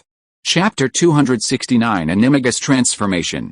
Meanwhile, at the real Hogwarts School of Witchcraft and Wizardry, George's alter ego was also diligently studying magic. In his second-year transfiguration class, Professor McGonagall was explaining the knowledge of human transformation. George had already mastered the knowledge in the textbook, but textbooks are textbooks, and classes are classes. Professors didn't just explain the textbook knowledge in class, they would extend it to many other areas. His transfiguration spells were quite good, reaching the level of a normal adult wizard. But he wanted more than that. He wanted to become a master, to completely understand these magical knowledge so that he could improve upon and integrate them into the magical systems of other worlds in the future. Therefore, a solid foundation was crucial. He couldn't skip classes just because he was already quite good. Anyway, he had a time turner. After class, he could go back and continue learning and practicing other spells without any conflict. Transfiguration is the most difficult and dangerous part of transfiguration because humans possess intelligence, and this intelligence subconsciously prevents the body from being transformed, making the process extremely difficult. Before you have sufficient strength, do not easily use transfiguration on enemies, nor on yourself.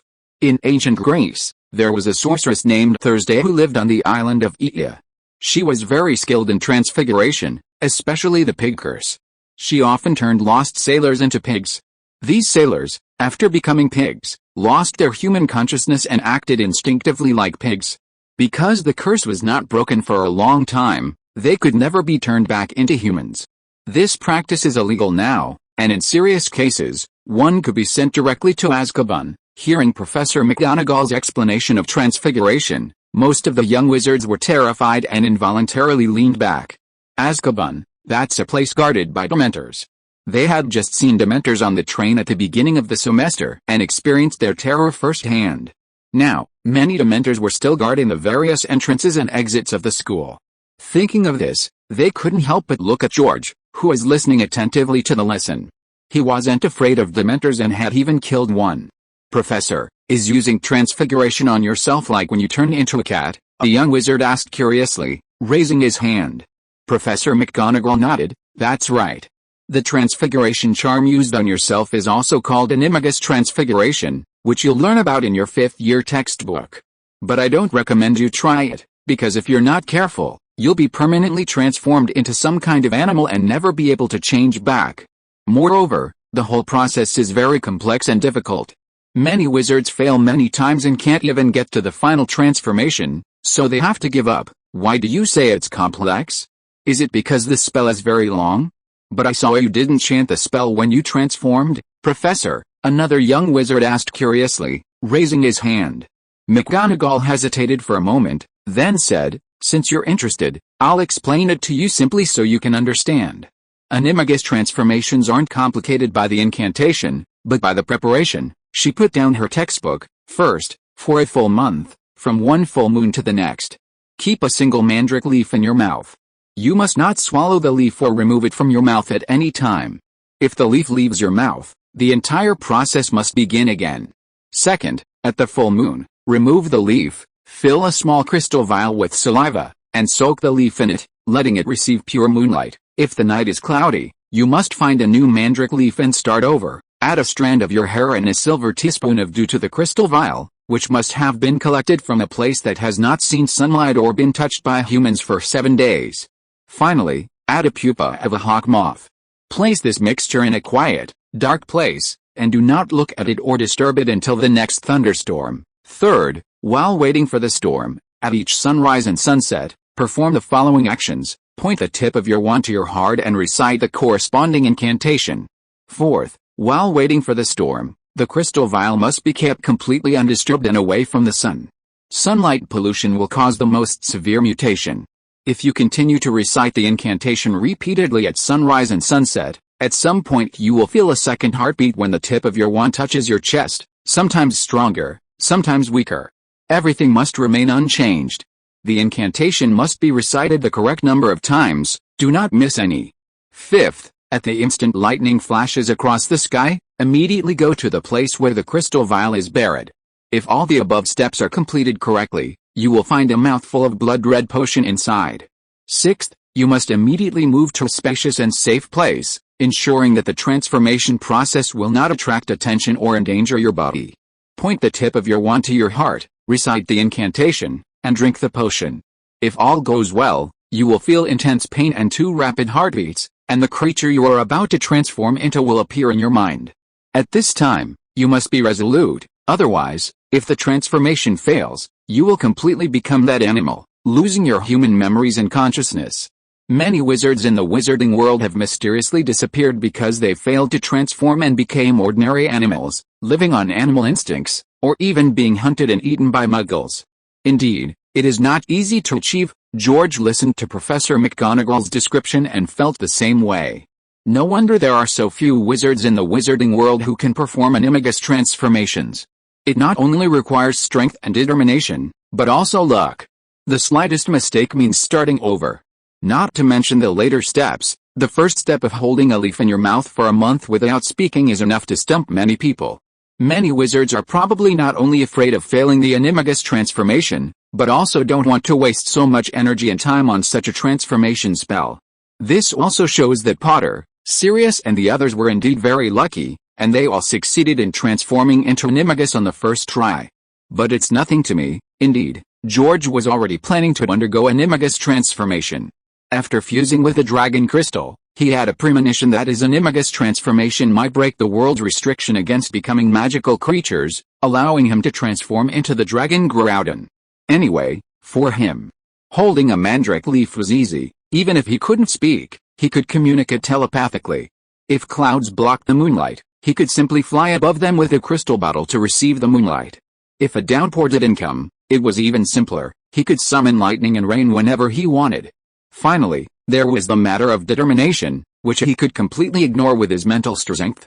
Therefore, compared to ordinary wizards, performing an animagus transformation was effortless for him. It was just time-consuming, and the outcome wasn't entirely certain whether he would be able to transform into a dragon. Tonight I'll go to the Mandrake greenhouse and get a leaf. Chapter 270 Introduction to Alchemy. After Transfiguration class, it was already noon. George, shall we go to the Great Hall for lunch? A fellow Slytherin witch invited George to lunch, but George smiled and declined. No, I need to consult Professor Snape about some magical questions. With his current popularity, He often received various invitations from the young witches at school. This was normal. Teenagers were at the age of budding romance. In his previous life, he had also had crushes at that age, but he wasn't as bold and courageous as these young witches. Therefore, to avoid delaying these young witches and preventing them from having unrealistic fantasies, George always firmly refused these invitations. If you know someone likes you, but you clearly don't like them, the best approach isn't to delay for a fear of hurting the other person, but to resolutely and decisively reject them. That's the best way to handle it. It's unrealistic to expect children this age to be incredibly steadfast in their feelings. After a while, they'll naturally fall in love with someone else. But sometimes, with some thick-skinned witches, rejection is useless.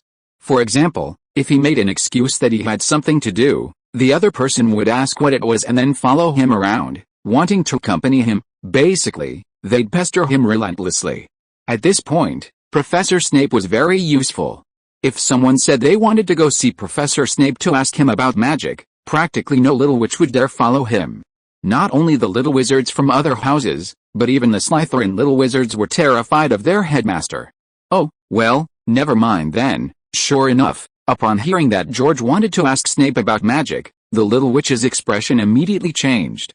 She had been scolded half to death by Snape in potions class yesterday for putting the wrong ingredients in, and now she trembled at the sight of Professor Snape. Because George's reply was a bit loud, the other little witches who wanted to invite him to dinner nearby heard it and immediately stopped walking towards him. George put away his spellbook, turned and left the classroom, then found a secluded spot, turned on the time turner, and returned to 5 hours earlier. When turning on the time turner, it's essential to find a quiet place where you're not there 5 hours ago. Otherwise, suddenly appearing would startle others, and if his past self saw his present self, it would cause time distortion, potentially causing great harm to himself and others. After turning the time turner 5 times, George felt the scenery around him rapidly rewind like a slideshow amplified countless times, instantly returning him to 5 hours earlier. Amazing time magic. Although he had experienced it many times, George still couldn't help but exclaim each time.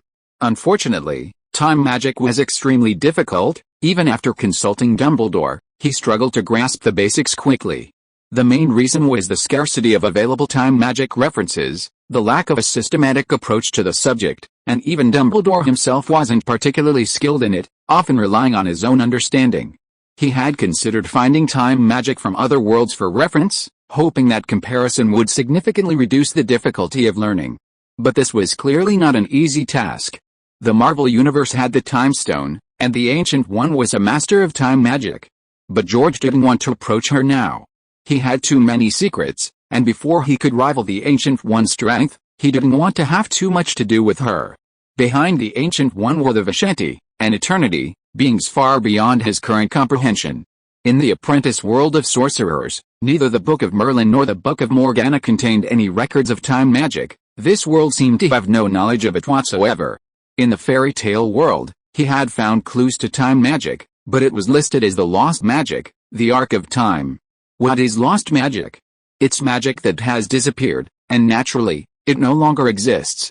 In Academy City, he had only just come into contact with sorcerers, and he hadn't found any information about time magic in Sherry's memories. He wondered if Index's 103,000 spellbooks contained any about time magic. In Middle-earth, he hadn't heard Finrod mention that they knew time magic.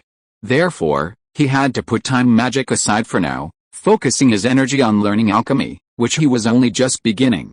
Hogwarts doesn't have a dedicated alchemy class, but that's alright. Hogwarts boasts an alchemy master second only to Nicholas Flamel, Dumbledore. Besides his exceptional skill in transfiguration and defense against the dark arts, Dumbledore achieved much more in other areas, including alchemy. He was proficient in most forms of alchemy. He also invented a deluminator, a device that could extinguish Muggle lights. Don't underestimate this seemingly simple device. The magical and alchemical knowledge it contains is considerable. Muggle lights aren't candles or oil lamps, but rather electrically powered devices. When Dumbledore's deluminator is activated, it doesn't break the light. Instead, it absorbs the light. No matter how it's powered on or operated, the light will never reappear unless the deluminator is used to restore it.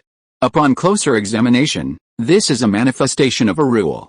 If the deluminator's function were expanded, it could suppress all light, remove all light, even the sun's light, plunging the entire world into darkness. Therefore, Dumbledore's alchemy is undoubtedly among the best in the entire wizarding world. Today, he plans to seek out Dumbledore to begin learning about the creation of portkeys. He believes this is the most practical magical tool for him in all worlds at present. His apparition can only teleport him to places he has been before. For places he hasn't been, he can only fly, and there are distance limitations, making it inconvenient to transport people. Although he can also store people in special boxes, sometimes he doesn't want others to know he has them. Portkeys are different, they are like special portals. Once the location is set, long-distance teleportation is possible, and in large numbers. He doesn't even need to be present, he can hand them over to someone else for teleportation. Two people carrying two portkeys can appear anywhere one goes. In the Marvel Universe, he could drop one in each city, allowing him to instantly appear in any city on Earth. In Middle-earth, he could use portkeys to teleport large numbers of light elf soldiers to support battlefields, achieving a siege effect, and also for ambushes and surprise attacks. If you are listening to this novel on a channel other than Fanfic World, it means it was downloaded and re-uploaded without effort. We warmly invite you to visit our channel, Fanfic World. There you will find the original version of this story and many other novels of various genres. We look forward to seeing you dive into a world of incredible novels. Chapter 271 Learning to Make Door Keys. Time rewound from noon to 7 a.m. I should be in the Slytherin common room right now, George thought, heading towards the castle. To coordinate with the time turner, he would be in the same place at the same time every day to avoid bumping into each other. He usually stayed in the Slytherin common room at 7 a.m., then went to the Great Hall for breakfast at 7:30 a.m., and then to his classroom at 8 a.m. according to his schedule.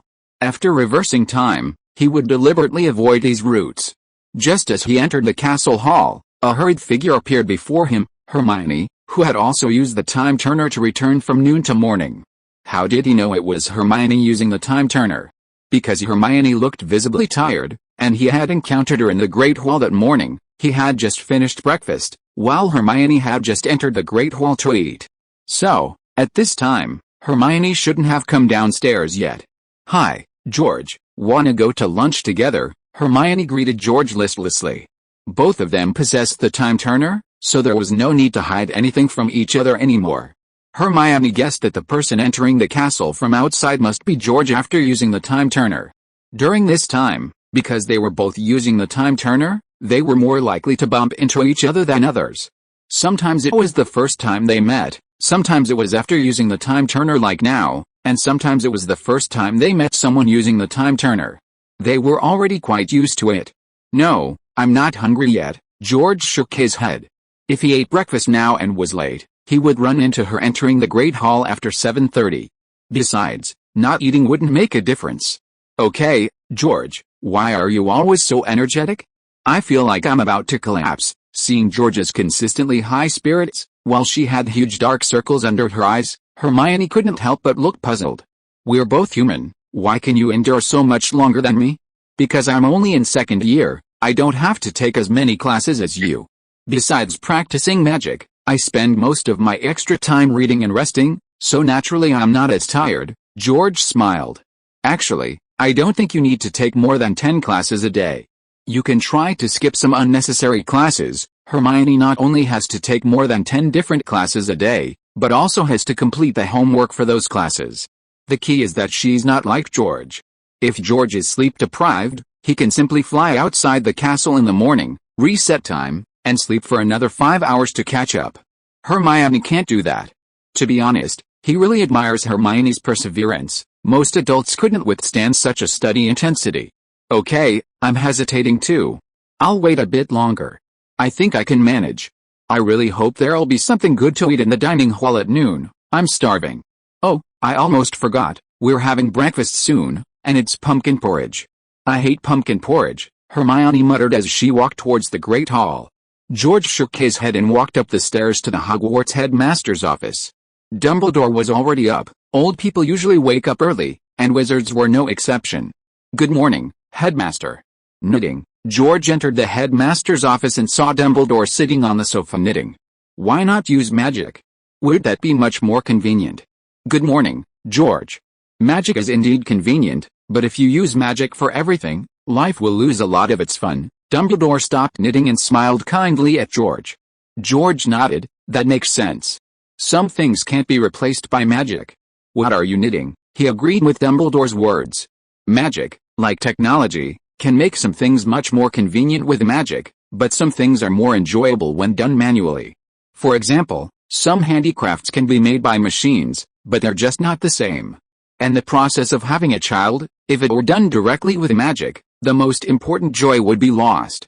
It's getting cold, and I want to knit a pair of gloves for a friend of mine in prison. Dumbledore put down his knitting needles.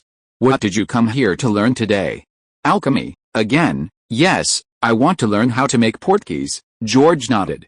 Dumbledore didn't ask George why he wanted to learn how to make portkeys, but readily agreed. He felt that since George was the chosen savior, he had his reasons for wanting to learn whatever magic he wanted, and there was no need to interfere. Now he no longer even considered or cared about Voldemort. He felt that Voldemort was a minor matter, not something he needed to worry about. George could easily handle it now. His current life plan was to stay in the headmaster's office knitting, instructing George on the magic he wanted to learn, and occasionally go to Hogsmeade for a drink.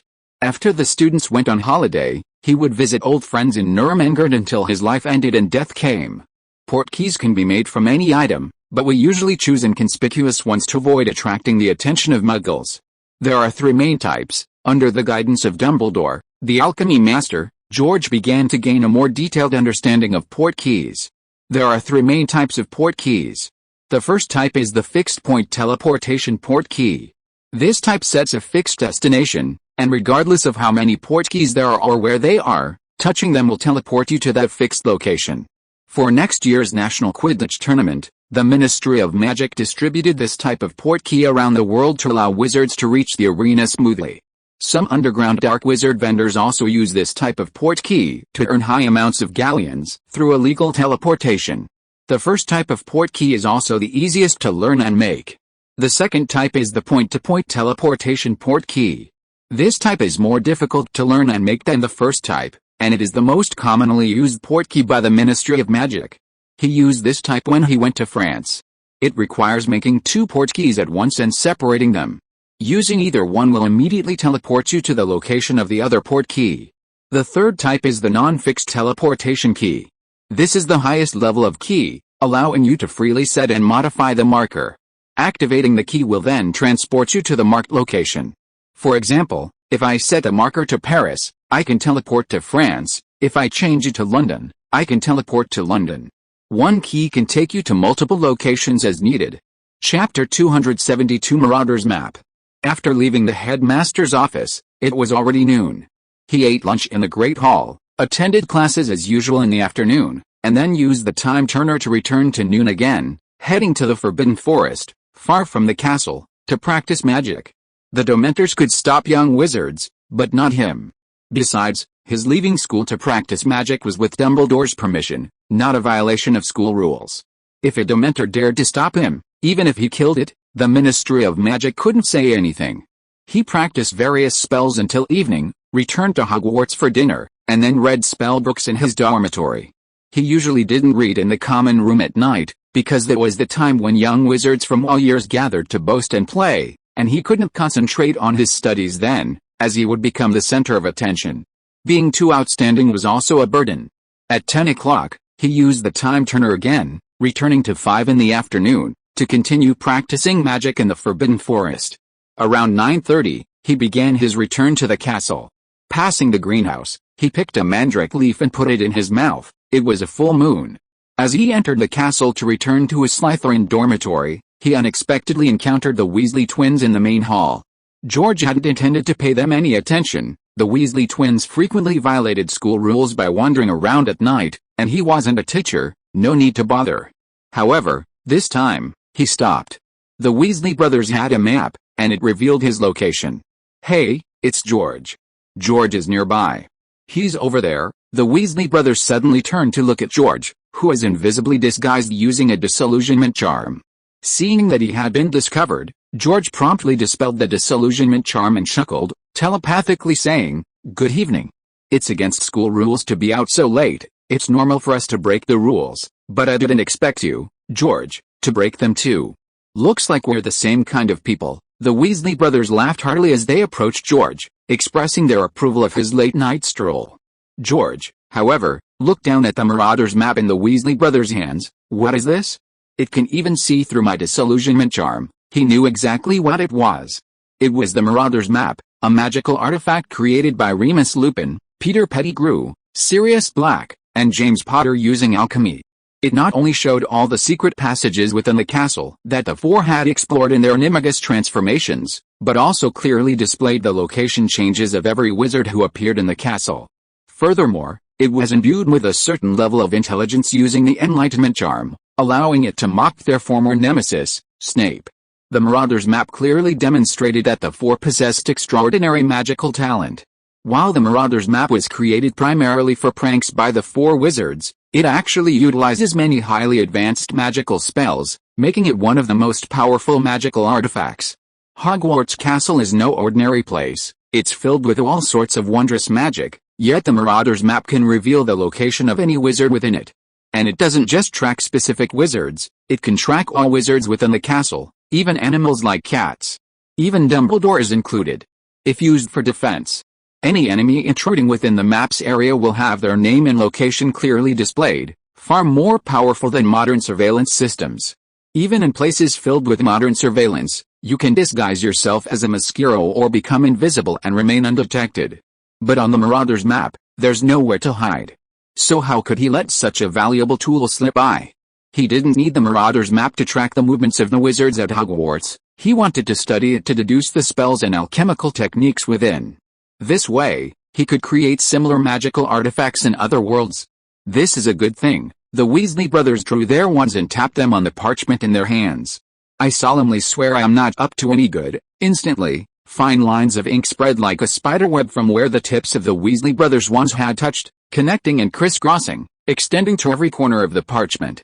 Then a line of green cursive words appeared on the parchment, introducing, Gentlemen of Moonface, Wormtail, Bigfoot, and Prongs, who are dedicated to assisting magical pranksters, the Marauder's map. Then the green words disappeared, and a map covered with many small black dots appeared in George's eyes. Isn't it amazing?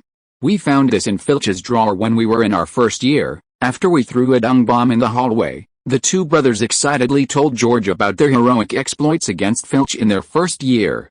However, they suddenly stopped halfway through their story because they realized that Filch and his cat had already patrolled to the second floor and would soon be in the hall. Staying any longer would mean being discovered. Let's find a secret passage to hide in, and we'll talk to you later. No need for that. George reached out and grabbed the Weasley brothers, directly leading them into the mirror in the hall, into the mirror world. Wow, what kind of spell is this? I've never heard of it before. The Weasley brothers looked at the mirror world, completely opposite to Hogwarts, and then saw Filch appear outside the mirror in front of them, completely unaware of them. This made their eyes light up. If they could learn this spell, their prank skills would definitely improve dramatically. Imagine how fun it would be to play a prank on Filch and then watch him get furious face to face without being discovered. They could even use a magical camera to capture Filch's furious moment. This is called the Hungarian Mirror World, a spell I invented myself. After Filch left, George led the two brothers back to the hall in the normal world. After Dumbledore believed his fabrications, he instructed him not to tell anyone to prevent unnecessary disturbances. Therefore, all the magic he used afterward that wasn't from this world, he still told others that it was new magic he had created. Want to learn? I can teach you. George's tone was full of enticement. The Weasley brothers immediately nodded eagerly. We want to learn, sure, but I have one condition. You need the Marauder's map in your possession. George smiled. Chapter 273 Dragon Crystal Fusion Plan. In the past, George would never have easily passed on the magic he learned from other worlds to others. He worried that the magic he taught would be learned by his enemies, who would then use it to attack him, a self-inflicted wound. But now, his strength had grown considerably. As long as it wasn't core magic, he felt that sharing some wouldn't pose any threat. Especially in places like the Mirror World, which lacked offensive capabilities, and even if enemies learned and used it, he could detect it immediately. In Middle-earth, he founded Hogwarts School of Witchcraft and Wizardry with the intention of teaching light magic and giant magic to the elves. These two types of magic were very positive and wouldn't offend the gods. If you were to teach elves and humans the killing curse, even if he defeated Morgoth, the gods wouldn't treat him well. In fact, in the fairy tale world, he had previously compiled some of the magic from the Harry Potter world into a spellbook and placed it in the Fairy Tale Guild's library. This included the Restoration Charm, which the Fairy Tale Guild desperately needed. Because the magic systems of the two worlds are different, without the corresponding foundational knowledge, it's difficult to understand and learn. He tried his best to modify the repair spell to adapt it to the fairy tale world's magic system. Of course, it's still difficult to learn, much more difficult than the original magic in the normal fairy tale world. After all, it originally required chanting and using a wand to cast, but now it's cast by opening a magic circle, so there are naturally many differences in principle. But as long as you put your mind to it, you can still learn it. However, to this day, not a single person has ever tried to learn his repair spell. This is because almost all the mages in fairy tale believe that the magic they currently use is the most suitable and the best for them, no matter how good other people's magic is. So they are all focused on studying their own magic. If the repair spell were a simple spell that could be learned in a few days, they might consider it. But it takes several months to learn, and if their magic level isn't high enough, it might take a year or two, and the repair effect won't be very ideal at first, so of course they're unwilling to do it. Even Guildmaster Makarov, who values the repair spell the most, is unwilling to spend time learning it. According to Makarov, he has George, the repair master, anyway. It's not too late to learn it after George is gone. Even if George is gone, there might be his future apprentices, and the title of Restoration Mage will surely be passed down. Okay, we agree to this condition. Almost without hesitation, the Weasley brothers handed the Marauder's map to George. For them, they already knew all the hidden passages of Hogwarts. The Marauder's map was only useful for defending against Filch's patrols. But once they learned George's spells, they could enter the mirror world to hide from Filch, with the same effect. Crucially, the Marauder's map could only be used at Hogwarts, while it could be used anywhere in the mirror world, greatly enhancing the effectiveness of their pranks. It was obvious how worthwhile this deal was. Very good, George put away the Marauder's map and then said to the Weasley brothers, "Tomorrow I will prepare the corresponding spellbooks for you. You can ask me if you have any questions later." The magic systems of the Harry Potter world and the fairy tale world are quite different. Without some conversion, it's difficult to learn magic from either world. After all, the world of fairy tale is a purely fantastical world, and its language is different from that of the Harry Potter world. However, the magic in the world of the Sorcerer's Apprentice is quite similar to that in the Harry Potter world. The worlds are roughly the same, both have a wizard like Merlin, and both require wands and rings as mediums to use magic. The principles of magic in these two worlds are basically the same, and with slight modifications, it can be learned normally. After returning to his Slytherin dormitory, George went to bed. In the following days, George learned to make portkeys from Dumbledore, taught the Weasley brothers mirror magic, and also began to study the Marauder's map. October 16th, Hagrid's hut. "George, thank you for your help last time, otherwise Buckbeak might have been in trouble." Hagrid placed the freshly made rock cakes in front of George, his tone full of gratitude. George picked up the hard, rock-like rock crust pastry, took a few bites, and replied, "It was Malfoy's fault to begin with. It's nothing." During his first magical creatures protection class at the beginning of his third year, Malfoy had offended Buckbeak, a hippogriff, and was scratched on the arm. He was so angry he wanted his father to expel Hagrid and execute Buckbeak. Although Malfoy wasn't as hostile towards Harry and his friends now because of George, he was still spoiled from a young age and came from a top-tier wizarding noble family, so he naturally retained some of his spoiled nature. Left with no other option, Hagrid and the others went to George, hoping he could mediate. This was no big deal for George. Hagrid was his friend, and George had often cared for Buckbeak, Hagrid's hippogriff, during his research on magical creatures last year. So, he spoke to Malfoy, persuading him to abandon his plan to notify his father to cause trouble. Lucius Malfoy has connections at the Ministry of Magic. If he really wanted to kill Buckbeak, even Dumbledore couldn't do anything about it, since Buckbeak did scratch Malfoy. "It's all my fault. I shouldn't have used Buckbeak in my teaching. I just wanted the children to have a good impression of my first lesson." Hagrid picked up his rock bread and chatted with George while eating. George then revealed the purpose of his visit. "Hagrid, you've always liked dragons. Do you know where dragons are now?" "Oh, I know that all too well. You know, I used to own a dragon.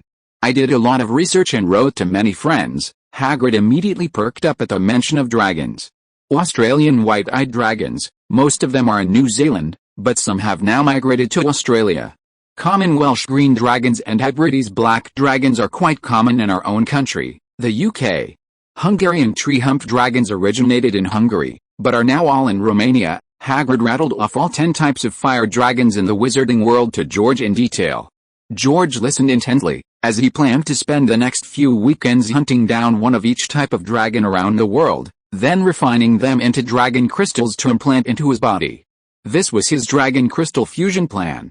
Chapter 274 George the Dragon Hunter.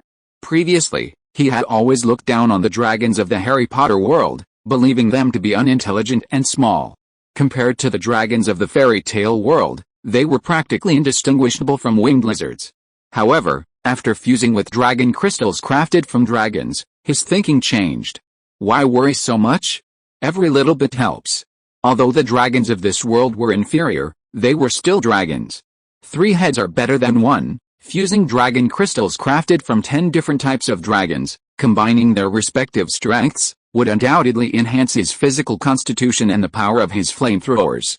It could also compensate for some of the dragon's weaknesses. The first dragon created by Morgoth was powerful, but it wasn't without its flaws. Compared to later dragons, the first dragon had no wings, meaning it couldn't fly. So, if you were to successfully transform into an animagus and become a dragon, it would also be a wingless dragon. He could conjure snow-white wings with magic, but the sight of a golden dragon with pure white angel wings on its back seemed rather incongruous. However, if you were to combine the strengths of the 10 dragons of this world, it was possible that he wouldn't create a dragon like Glotton, but a new dragon combining the genes of Glotton and the 10 dragons. This way, he wouldn't have to worry about being suppressed by Morgoth when he transformed into a dragon to fight him. Dragons were created by Morgoth, and if he transformed into a dragon to attack Morgoth, he would most likely be suppressed. But a new dragon wouldn't be a dragon, so that possibility would be much smaller.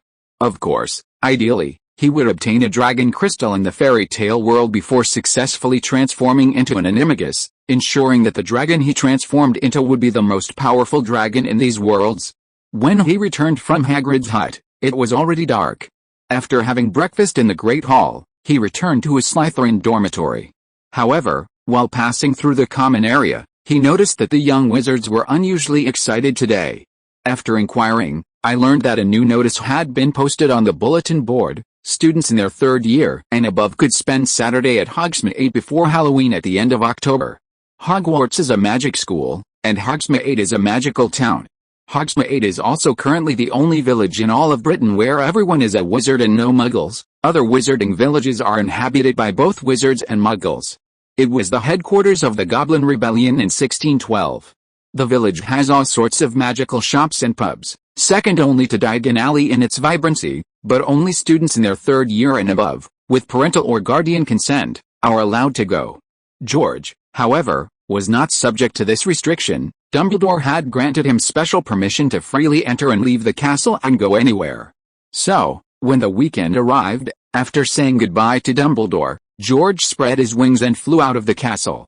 Some Dementors tried to stop him, but upon seeing the holy light emanating from his body, they immediately scattered in terror. There are 2 days on the weekend, but with his time converter, it's effectively 4 days. If the animagus transformation is successful, it will take at least 2 months, maybe even longer. Using those 4 days each weekend, he should have enough time to collect all 10 dragon crystals. He miscalculated something about the animagus.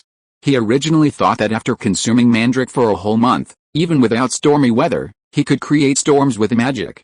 However, after consulting Dumbledore told him that such cheating wouldn't work. Other wizards had tried to do this with weather charms, and it completely failed. The animagus transformation involves ritual magic, corresponding to the rules of heaven and earth, and is a type of ancient magic. It's time-consuming, laborious, and cannot be improved. One can only follow the steps meticulously.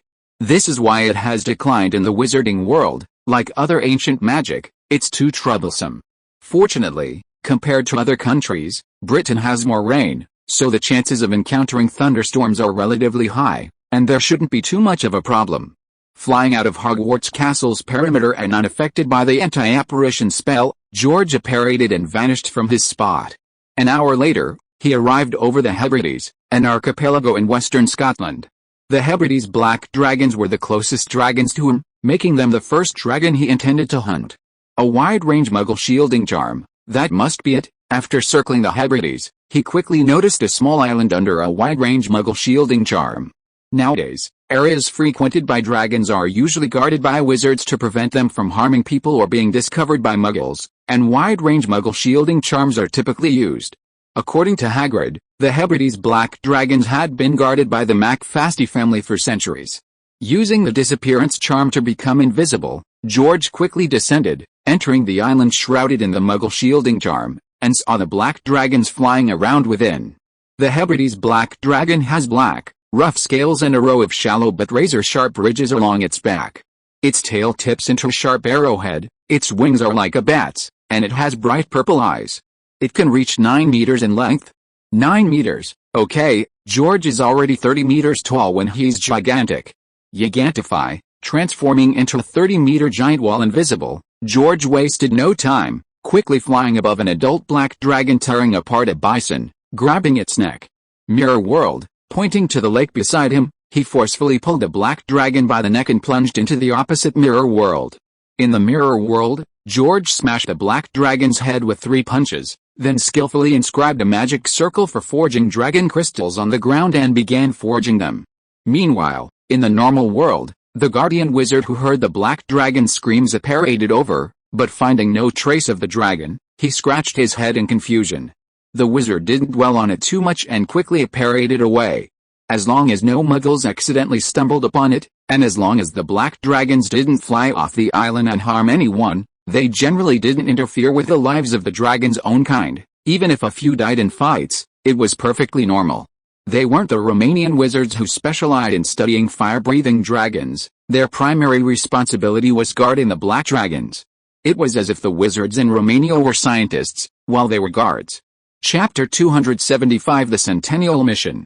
While George's alter ego in the Harry Potter world was hunting dragons, another alter ego of George in the fairy tale world finally obtained information about dragons from Makarov once again.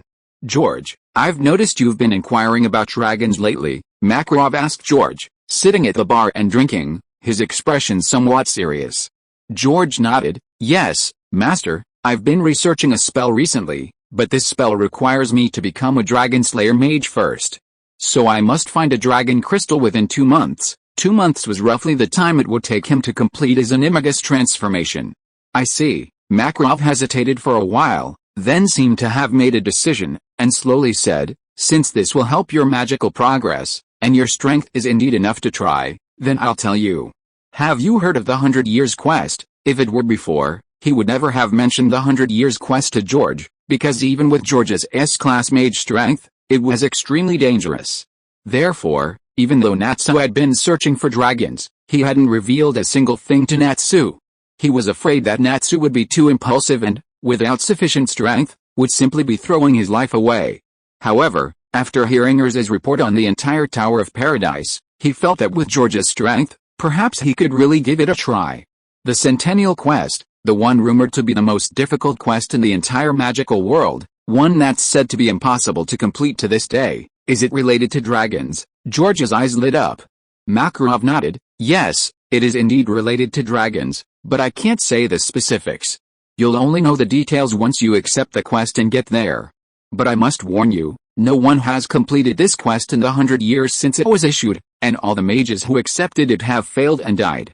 Even Gilderts from our guild accepted the quest 3 years ago, and we still haven't heard anything back. Gilderts Clive, the S-ranked mage everyone's talking about from that guild. George's heart skipped a beat. He'd heard people mention this mage before, and he was said to be very powerful. Although he's an S-class mage, I must tell you, his true strength surpasses mine. And he hasn't completed this mission in 3 years, so I advise you to carefully consider your decision. Makarov's expression grew increasingly serious. His strength surpasses the guildmaster's. That means he's a wizard of 10. A wizard of 10 has been missing for 3 years, his fate unknown. It's certainly not an ordinary mission, no wonder it's related to dragons. George frowned, pondered for a moment, then flicked his tail and replied, "Since it involves dragons, I want to give it a try. Maybe I can run into Gilderts and complete the mission together. Is this mission dangerous?" "Of course it is. His overall strength is only at the level of a wizard of 10. Gilderts hasn't returned in 3 years, indicating that even a normal wizard of 10 couldn't handle the mission's difficulty. To put it bluntly, he felt that Gilderts might have already died on the mission. However, he was different. His purpose in accepting this mission wasn't to complete it. He wanted to find clues about dragons and become a dragon slayer mage. So whether the mission is completed or not is unimportant. If he encounters an insurmountable danger, he'll simply abandon the mission and flee for his life. Putting everything else aside, he's confident in his escape skills. If he wanted to escape, even 10 saint mages of this world wouldn't be able to stop him. However, it was quite unexpected that Makarov would tell him about this mission. You see, the entire Fairy Tale Guild is currently relying on his restoration spell to maintain its positive wealth growth. If he goes on the 100 Years quest, the guild will return to its previous state. If he dies on the mission, the guild master might collapse. He'll probably have to slowly study the restoration spell Makarov left in the library. But thinking about it carefully, this is also in line with the guild master's character. The guild master has always advocated that the guild's mages firmly pursue their own magical paths, even when the guild was almost bankrupt because of it. Now that he's looking for the dragon to pursue his own magical path, the guild master naturally thinks of him as well, without worrying about so many other things. "Since you've made up your mind, then go take this mission after the Harvest Festival." Makarov, seeing that George had made his decision, didn't say anything more, only adding, "Survival is the most important thing. If you can't complete the mission, you can try again later." Although he encouraged George to boldly pursue his magical path, as the guild master, he treated every mage in the guild like a child and didn't want them to die because of a mission. "Understood, Master," George nodded. He also always believed that survival was the most important thing. The annual Harvest Festival is the most important festival in Fairy Tale. On that day, almost all the Fairy Tale mages who can make it back will return to celebrate. In the evening, Fairy Tale will hold a magical parade in the town. Many citizens from other towns will also come to watch, making the whole town very lively and festive. Tomorrow is the Harvest Festival, and the whole town has already started decorating. It's said that there will also be a Fairy Tale Miss pageant tomorrow during the day, and Urza, Miral, and other female mages have already signed up to participate. By the way, is Jelil back? After recovering, Jelil joined Fairy Tale and formed a team with the Tower of Paradise members to do daily missions. A few days ago, Jelil suddenly told the guild master he had some personal matters to attend to and left. Although George didn't know the specifics, he had seen some of Jelil's memories and guessed that he was dealing with some personal issues with the Dark Guilds. After being bewitched by Ultier, Jelil learned a lot of magic from a Dark Mage, who is none other than the leader of the Oraciones, one of the 3 strongest Dark Guilds. Although the Oraciones was strong, Jelil was not weak either, so George wasn't too worried. But since they were guildmates, it was still necessary to check on them. Mainly, he had been learning celestial magic from Jelil recently, and there were still many things he didn't understand. He sent a message back using a magic crystal saying he hadn't finished yet and probably wouldn't be able to make it in time for the Harvest Festival. Makarov replied, waving his hand. "That's a real shame," George sighed. He had planned to ask Geralt more questions about celestial magic before taking on the century-long mission, if Geralt could return in time. Now it seemed he would have to wait until Geralt completed the mission or returned as a Dragon Slayer mage. End of this chapter. Thank you so much for reading until the end. Don't forget to give it a like. Looking for more exclusive content and immediate access? Subscribe to our Patreon. Remember, every like, subscription or donation encourages us to continue. Thank you all. See you in the next video.